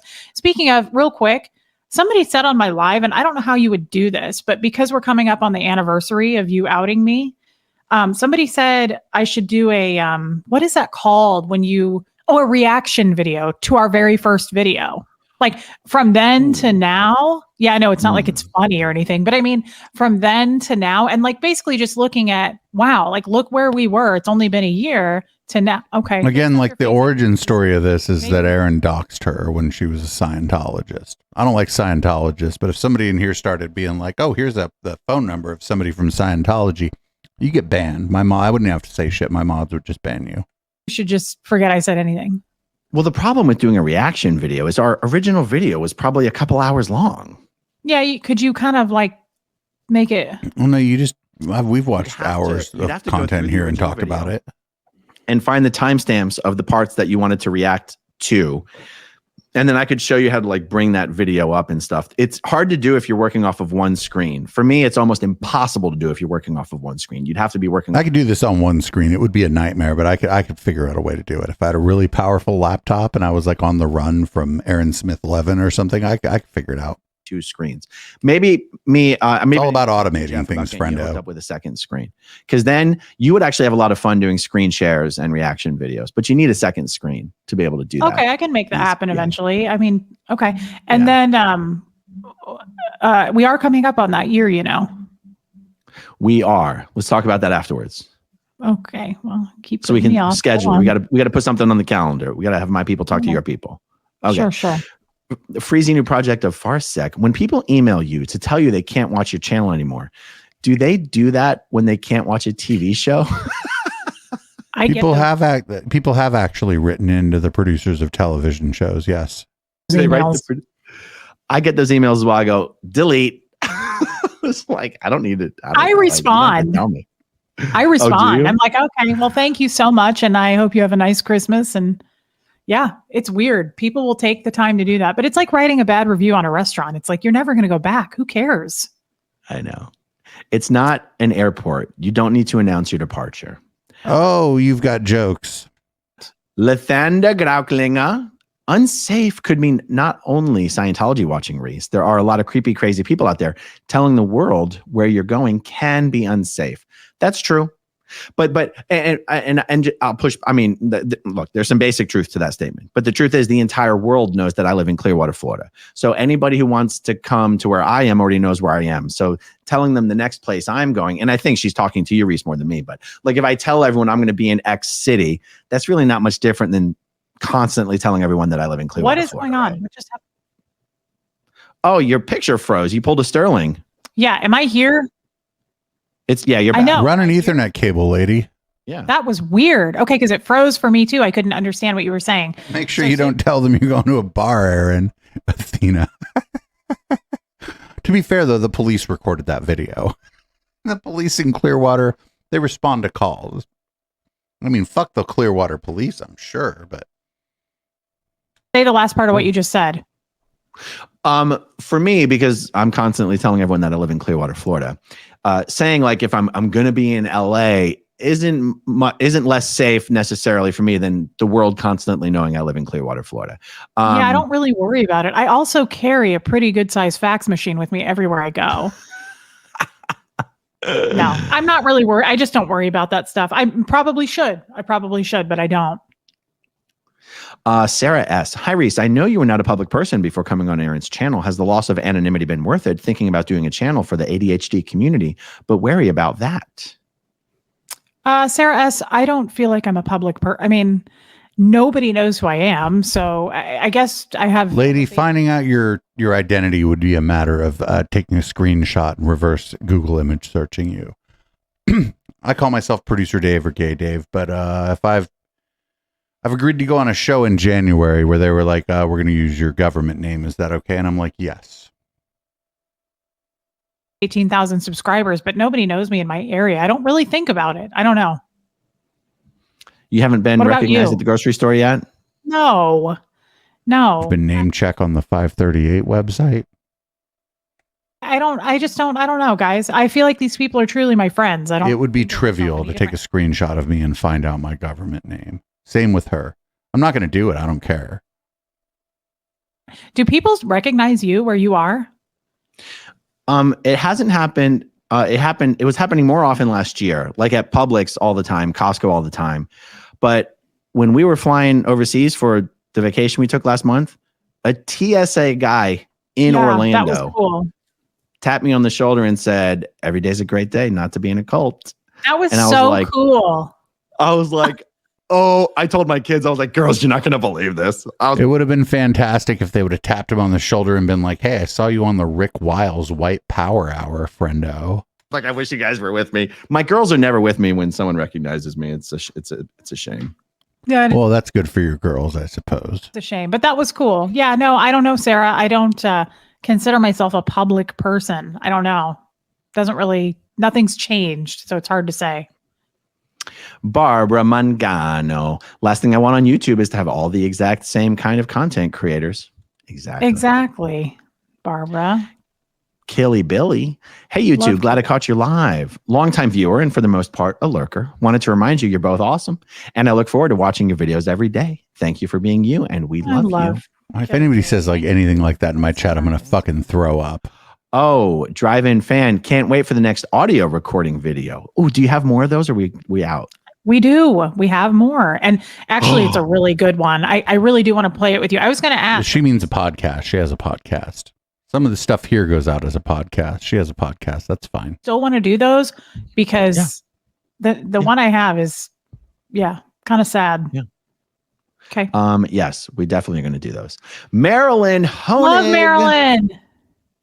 I love her. Did you see my video with Marilyn a few days ago? I haven't gotten through the whole thing. I'm still behind Coffee on Cults Marilyn. and Crafts. Wonderful. Andrew Gold too. So I'm Fuck Andrew Gold. for both. You She didn't did see- great though, and I love her. Did you see Rodney the Goldenrod? Not yet, but everybody's where is it? I don't know. It must be toward the end. I'll send you the timestamp. It's Okay. amazing. I need to know. Okay, more Marilyn about says, great topic. Thanks, Aaron and Reese. You've both inspired me not to be scared to open up and be myself. I'm not for everyone, but I love the people and the connection with this great community. it. I love her, and you are for everyone. She's amazing. So again, I go back to this thing of realizing I'm not fully paying attention in my interviews. When I went back and rewatched the Rodney, the Goldenrod thing, Marilyn's comedic timing during that whole thing. Comedic was timing? next What? level. Come And I on, didn't man. even- What are I was you, over the a top of my fucking ass. Hollywood That's probably executive? why Get I out of here. was missing some of what she was dropping. It was unbelievably funny. I got to send you the timestamp afterwards so you can watch Please, this. yeah, I need to know more about this because I've heard there's a lot of stirring around talking about it. April in Amsterdam. Reese, I love your openness, but I do think some of your sharing could put you at risk from not so nice people out there. By the way, did you contact Costco customer service or have you let that go? I haven't contacted him Dude, yet. the people at Costco are always hell of nice. If you get to Costco and you got a problem, the problem's probably you. Saturday, but I think I might. But April and Amsterdam, I don't recognize you, so thank you very much. She could be right. I love Armine. Armine, question. Aaron, will you be happy to help and advise anyone who wants to start a channel or only ex-Scientologists who want to talk out? Oh, interesting. Oh, that'd be great. I should fucking hit up Aaron and be like, hey, I'm thinking of starting. I should start. We had a fake email address and like get his advice on how to start a YouTube channel about Scientology. Oh my God. It would like, I couldn't publish it, right? Because I'm going to have to tell him I'm recording. I'm going to publish it because I'm in a 2-party consent state. But it would be amazing. Sting. From a time I would ask him, should I go on the Rick Wiles show if I'm invited?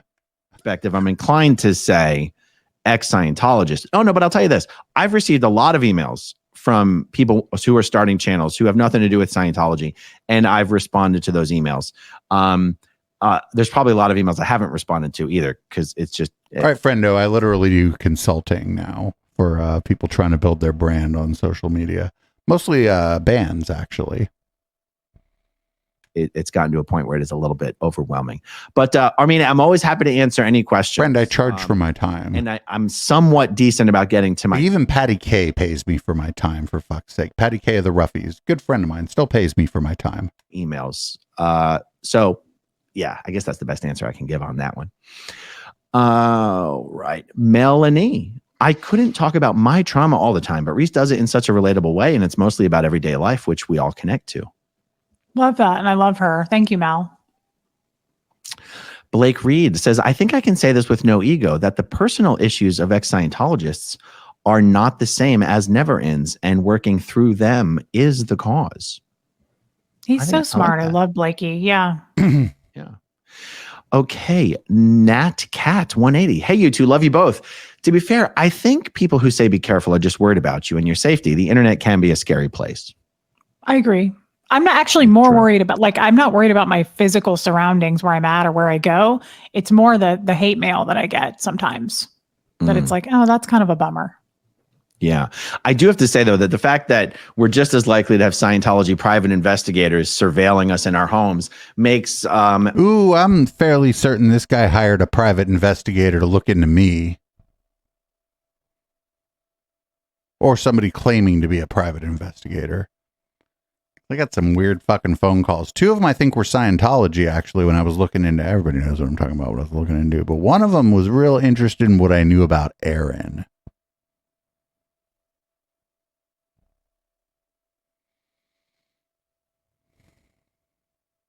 Like, real interested in what I knew about Aaron.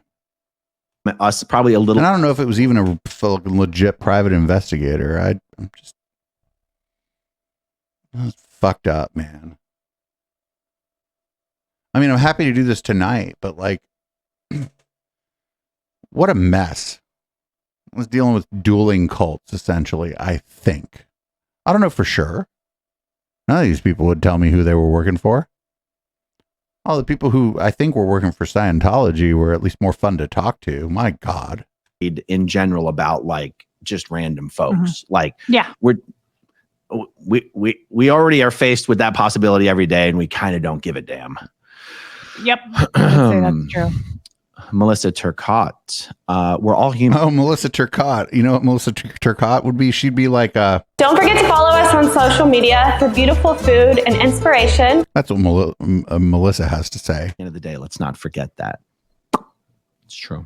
Well, I tend to forget that when I was a Scientologist. Remember I told you my OT8 chiropractor would give me a little tidbit every week when I'd leave?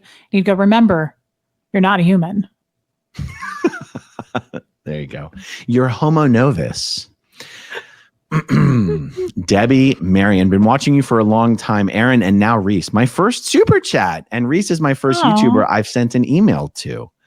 Love That's you both. So sweet. Why are these donation numbers like $9.99? Is YouTube suggesting that people not just give you $10 and do $9.99?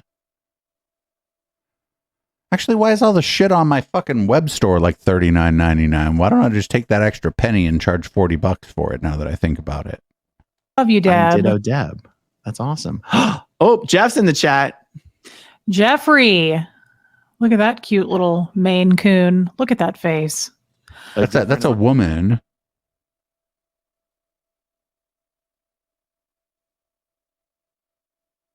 It's not a Maine Coon. I can show you a Maine Coon. That's a Maine Coon. In that picture is a man and a woman. Mine once said, what you think of me is none of my business. Yeah, I'm not that cool. I can't think with that yet. I care about what everybody says. Okay, let's see what this means. Glass Fuse Muse. Aaron, please get a phone app. One tap record in case you meet another she-wolf. Oh, yikes.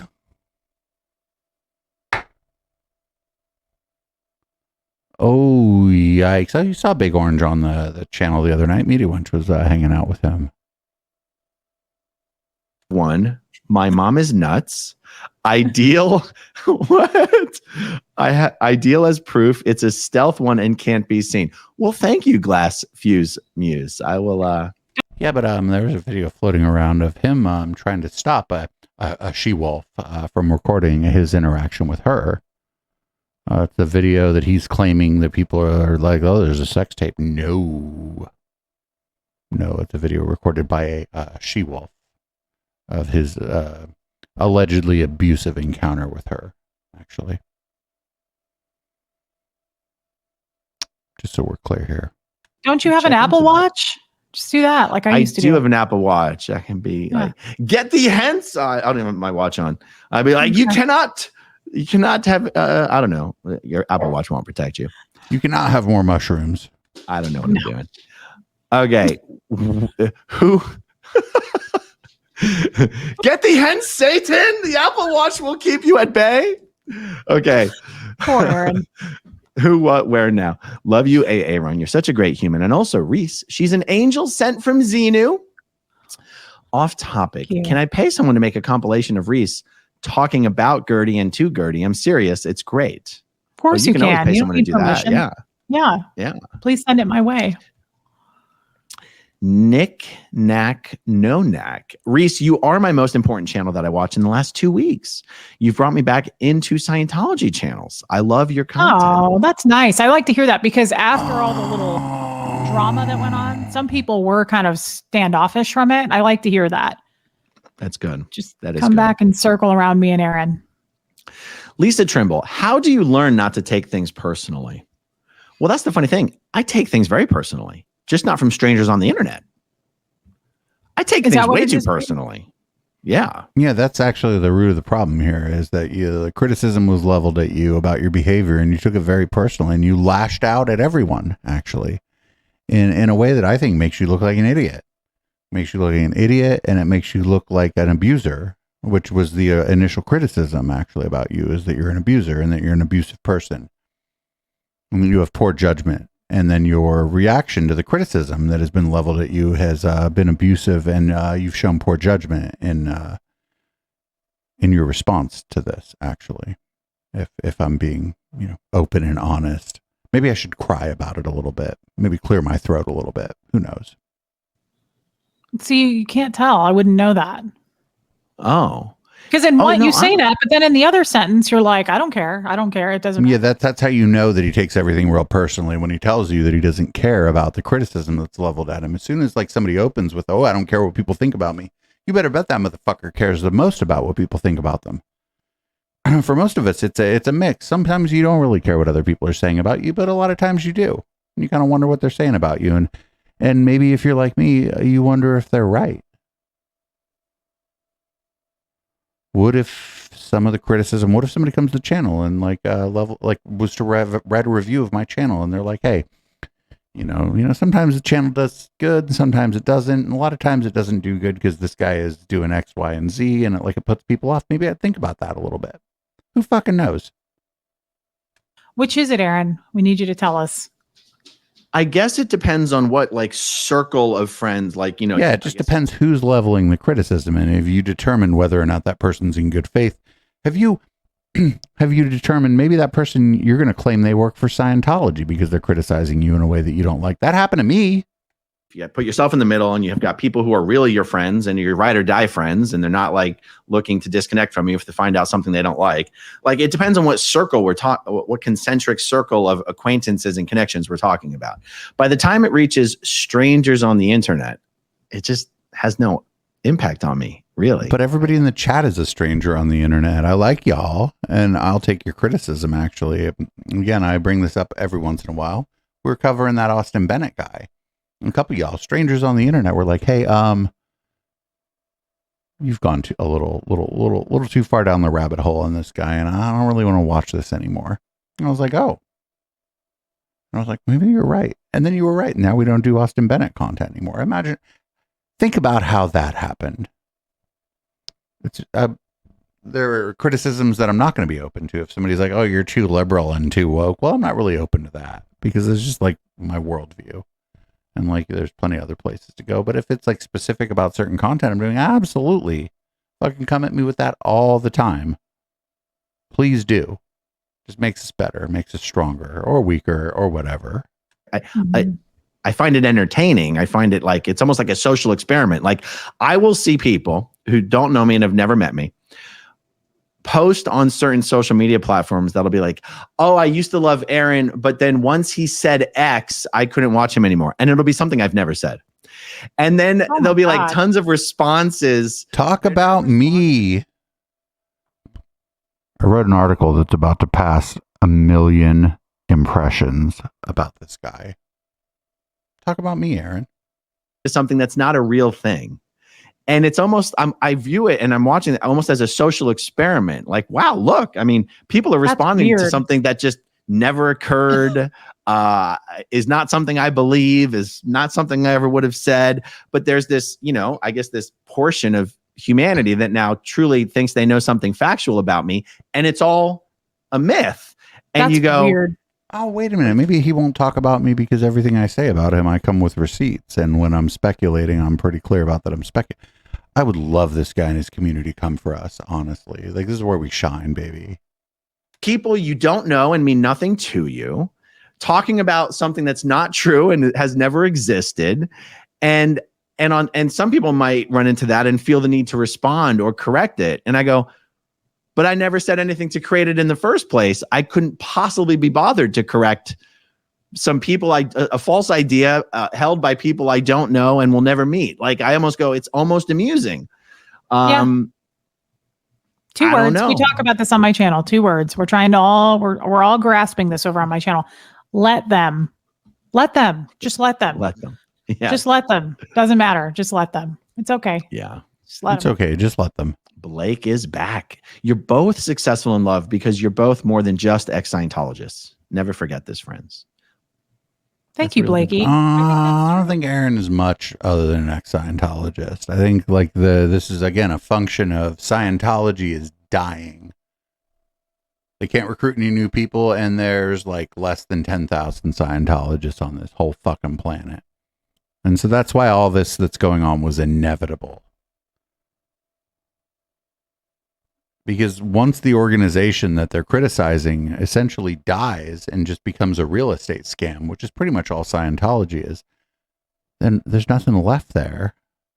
And so all they have to do is to turn in on each other and hate each other. Again, this is why me and the Media Wench are here to shine, because we watch the chemtrails community do this. As QAnon sort of took over the conspiracy world, all these chemtrail videos started getting less and less and less and less views. And then these people all started sniping at each other, which was funny. And we're watching the same thing happen in the anti-Scientology scene. And it's kind of funny. Except in this case, maybe not, because there are other things at play here. True. I like I said, your story can only carry you so far. Guys, I barely talk about Scientology most of the time. I will go 1 or 2 whole lives and I didn't even bring it up. So, I mean, it's like Aaron said, I talk about healing and all kinds of other things. So he's right. He's right. It only can carry you so far. Yeah. Sophia Cotter, my 2 favorite YouTubers, love from Liverpool, UK. Thank you, Sophia. That's so nice. It's a big Liverpool's deal. pretty cool. People say that. LJ Vespertile, sounds like your different approaches may be related to introversion and extroversion. If Aaron, I assumed A might have been short by Aaron, but if A is energized by people, I think if Aaron is energized by people versus Reese using energy or losing energy when interacting, different makeups, but you're both great. That's interesting. That's a fucking very, very like sort of a conspirituality way to look at this. Do you consider yourself an introvert or an extrovert? I always thought I was an extrovert, but to be honest, I don't have any real life friends in my physical area. And Ooh. Like whatever. She just got out of a cult less than a year ago. So this isn't like a critique of her as a person, but I feel like before you start going out there and trying to be like a creator or a voice of like authority on matters having to do with interpersonal relationships, maybe you should start having some. Actually, that was a critique of her.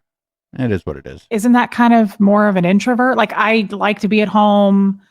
No, you can be an extrovert and fucking I've actually met people who are extroverts who just nobody wants to hang out with. It's rough. I don't go out and party with people and like it takes a lot of energy out of me. So I don't know, but I love what about doing when this. What about when you were in Scientology and on staff? Did you have a ton of friends? You were always interacting, always doing stuff with everyone else? Those weren't her friends. 13. Yeah. I mean, yeah, I was. But you're not saying that since 13 you've never had any real world friends, though, right? Yeah.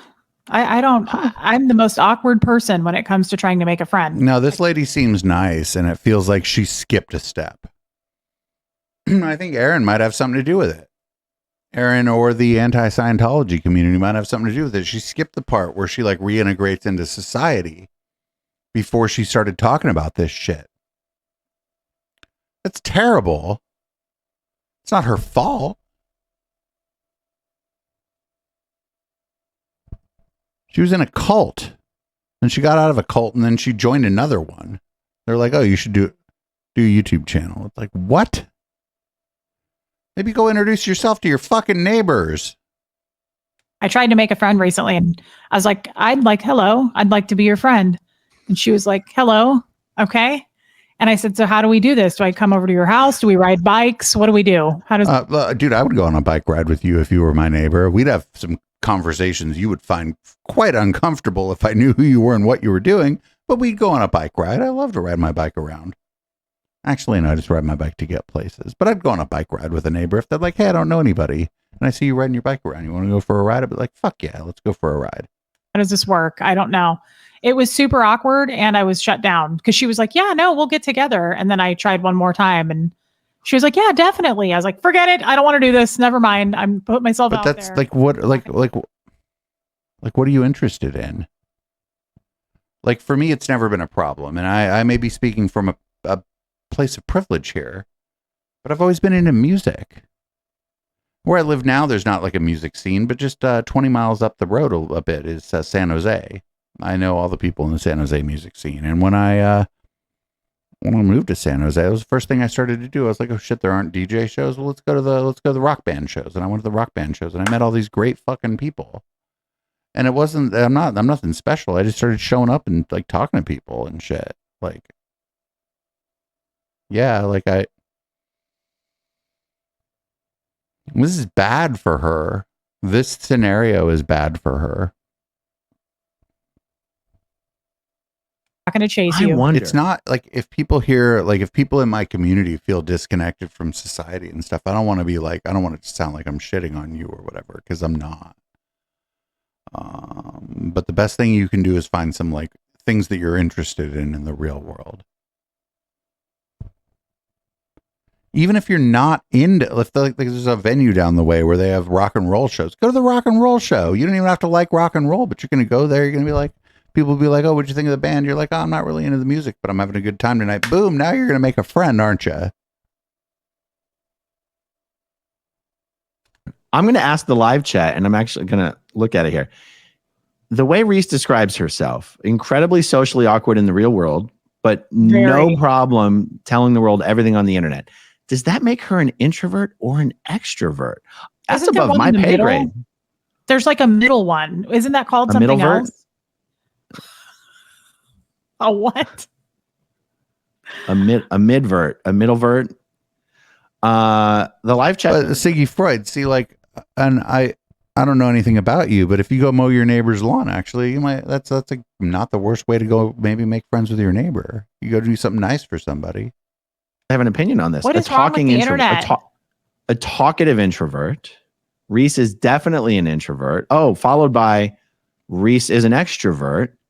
Followed by both. Oh, let's just psychoanalyze this person on the stream now. Like, go find a fucking bar where there's a DJ or some music. That, like, even if you're not into music, the people there are gonna be chill. Like, this isn't hard. You like weed? Go find some Bob Marley posters somewhere. You're gonna meet some potheads. Or like around here, if I didn't, like, I still know because I grew up here. I know a bunch of people here. But if I didn't, there's like an open mic that I go to. Sometimes we take Tuesdays off and I go to the open mic. I met people there that I might not have anything to do with otherwise. Like, this is.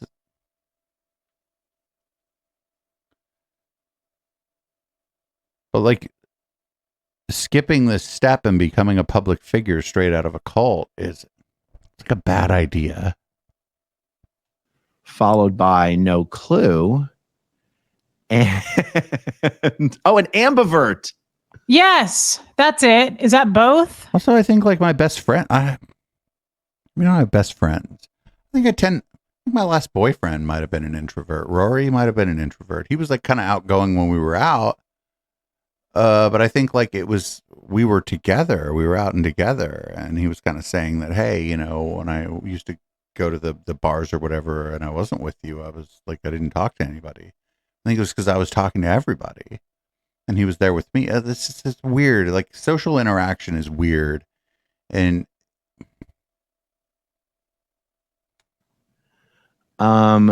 yeah. So maybe it's extroverted in this situation and introverted in other situations. It doesn't. I mean, I have to have be all. no Yeah. problem talking. but it's no. It's easy to talk to somebody who's love bombing you. That's it. If I'm sitting in a bar and I don't know anybody and there's no music happening, I might keep to myself. And then if somebody comes up to me and really wants to chat it up with me, I'm like kind of extroverted, like not just as a person who has a channel or whatever, but like more broadly, I'm going to talk to them. But that's not really about being an introvert or an extrovert. It's that somebody has shown interest in talking to me, I'm going to talk to them. And that does translate on the internet in a lot of ways. Anywhere in any part of the world, not just on here, but out in public. But I think like I make this it word. awkward and ambivert. Yeah. But I don't know what it I've means. never heard this word. I've never heard this word. Oh, that one. Are we sure it's ambivert? I think it's that. Omnivert.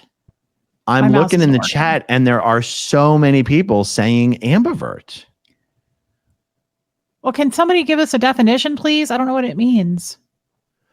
Or an outrovert, a middlevert. Oh, that was me who said middlevert, though. Oh, SJ, I know about SJ. She's like, Don't forget to follow us on social media for beautiful food and inspiration. An introverted extrovert. What would you say you are? It's funny. a narcissist. I'm almost the opposite. I am very extroverted and when I'm in social situations, I'm very good and extroverted, but I don't like being in social situations. Like, Well, that's because you might like call somebody a cunt or whatever, and then her boyfriend might beat you up. I don't know why I think that might happen to you. Oh, because it did. I will stay home. I mean, I'm a recluse these days. I me never leave the house practically. But Man, I'm out and about every day. But if I've got a bunch of people around me, I'm usually the storyteller. I'm like the one. You can talk to anybody, right? I can. No. This guy holds court. This guy wants to hold court in a social situation. That's a big difference than like chatting it up with people in a social situation. I bet this guy's one of the motherfuckers that wants to hold court. Talk to anybody as long as they're not like, I don't know, weird. I don't know. We're talking about their unmentionables. We wouldn't do well in the same room. No, but I think yeah. I mean, I wouldn't want you to be alone in a room with Aaron Smith-Levin, but that's a whole other matter. Like, for example, I think it's one of the reasons my videos work is because whatever I have to say or whatever I want to say, I won't bother saying it unless I think I can do so in a way that someone else would genuinely be interested in. I don't just I don't like talking for the sake of talking. But that's different. Yeah. I don't want to talk about like, I don't know, people that are here often enough. Like I try not to be rude, but when people start talking, like getting too self-referential and talking about themselves too much, I do try to shut them down on the show because like, I don't think people are that interested in like the personal lives of the people that come on my channel. But I think that's different. If we're out and about at a bar and somebody starts talking about themselves, I might listen to them. Very, very attentive to whether the person. If Aaron's at a bar, he just gets beat up for calling somebody's girlfriend a cunt like 52 times. I'm talking to is actually interested and engaged in what I'm saying. If I detect the interest waning, I will completely change the subject or just ask them a question that where it's their turn to talk. Like, I'm not just someone who's going to go on and on and on and be oblivious to what's happening on the other end. And I think that's why my videos work is because there might be a news story. I'm not going to talk about that news story unless I know what greater point I'm going to make with that news story. By news story, he means Tony Ortega's blog that he just apes content from, by the way. It's not going to be like, here's what happened today. You're welcome. Like, who gives a shit? Right, I usually want to make a greater point and make it interesting. Well, you're very know. structured. Like you have it Well, all. no, that's because his videos tend to be edited. Most of them aren't live. How you I'm working on a structured video, and it's the hardest fucking thing I've ever done in my life, actually. have it in your mind how it's going to go. Like you have it all planned out. I'm the total Right. opposite. Oh, yeah, people have been here, actually, when I had a video. The video we did about him, where we talked about his, journey from the time he started running for office to the time he got kicked out of the Aftermath Foundation.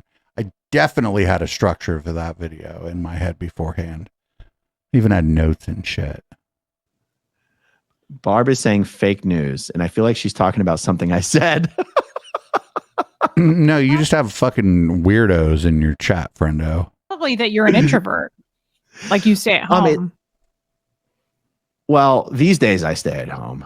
Yeah. And yeah, I've been going out with my friend George lately. Actually, You stay at home because you've been 86th from the bar that you used to hang out with for, whatever reason. I got an email from him today. Yeah, me and George have a really great time when we go out, and he's made me want to go out again. So I like that. Is this a long-time friend? Because he emailed me again today. I got to write him back. Oh, our kids are friends. Our kids went to school together. Okay. Was he a Scientologist though? No. Oh, okay. Mm-mm. Okay. He didn't really No. tell me anything about himself.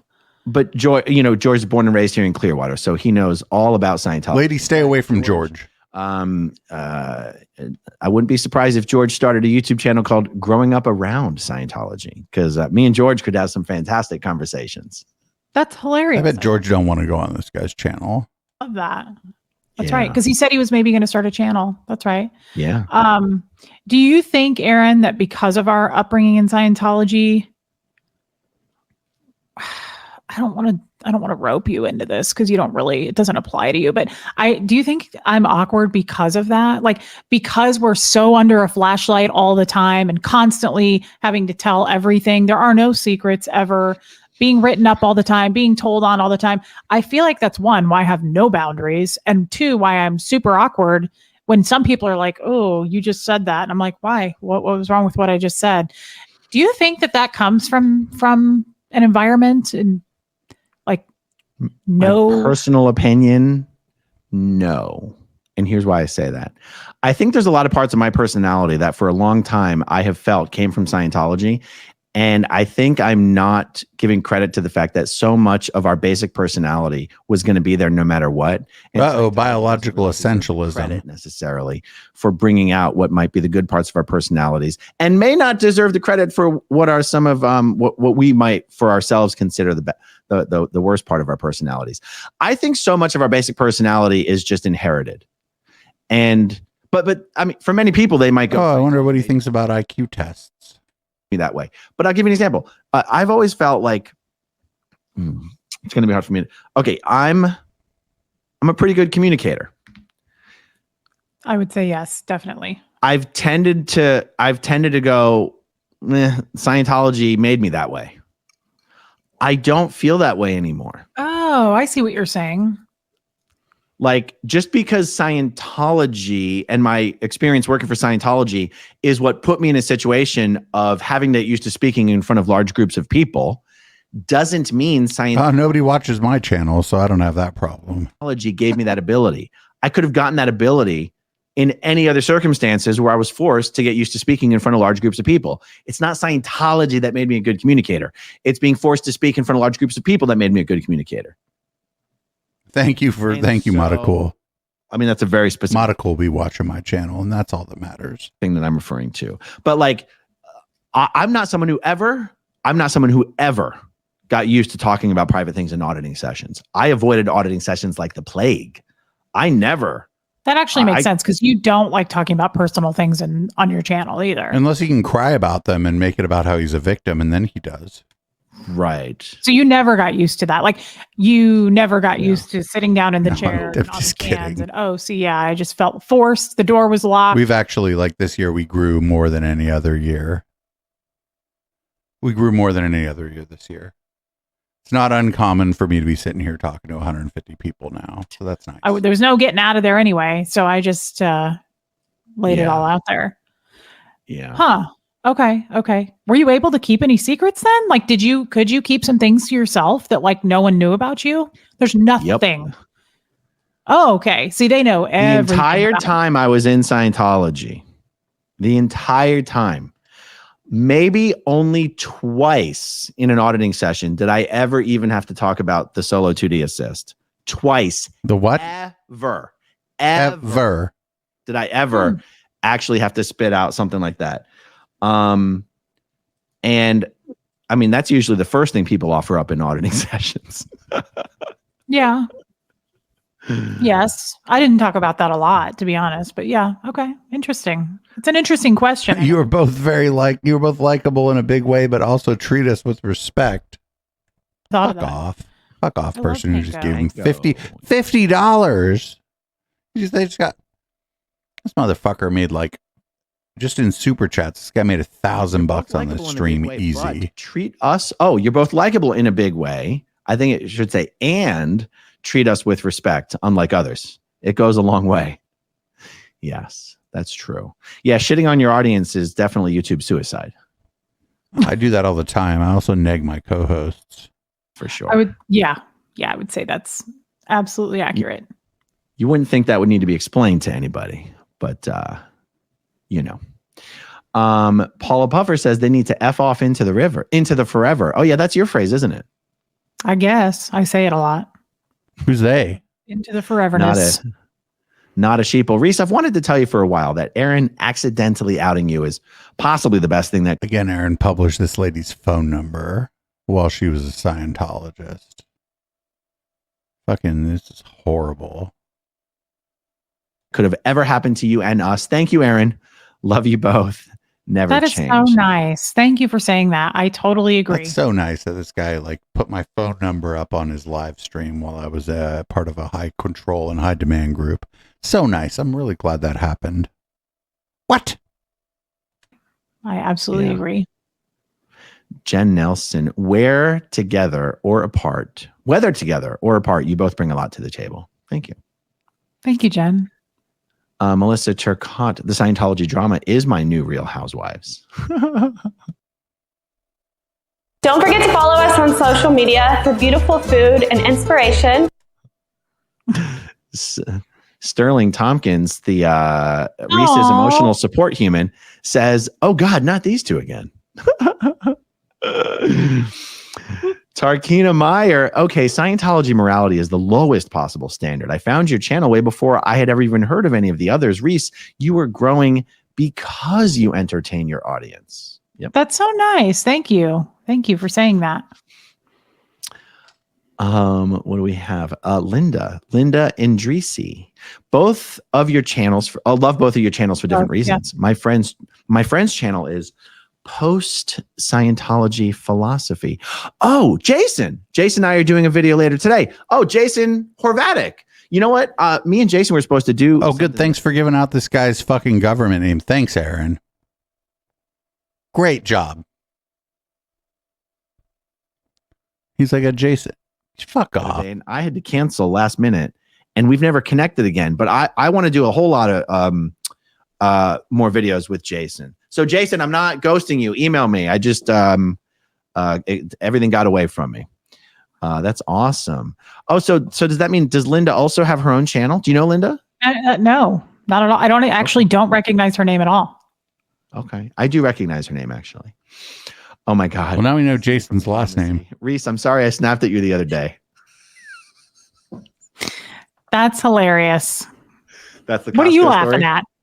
I watched enough of your video. I heard you complaining about. I didn't know who you were talking about, but I saw enough of your video to know what they're talking about. What were you doing on my channel? Get off my channel. I don't want you over there. It was a mistake. I say I'm too many things about. All right, that's enough of this. It's almost 2 a.m. I can't fucking watch any more of this. So everybody, thanks for hanging out this evening. We've had some problems with the internet.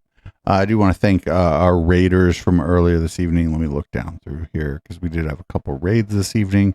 We had the Radhorn, and of course, friend of our Soup for My Bread line raided the channel. And let me look here. We also had J Jan Jean raided the channel. And thanks for all the new followers. Last week including the weird spammy followers. We've grown kind of a lot in the last couple of weeks. But the year's starting to come to an end, and I just want to thank everybody for being a part of all of this.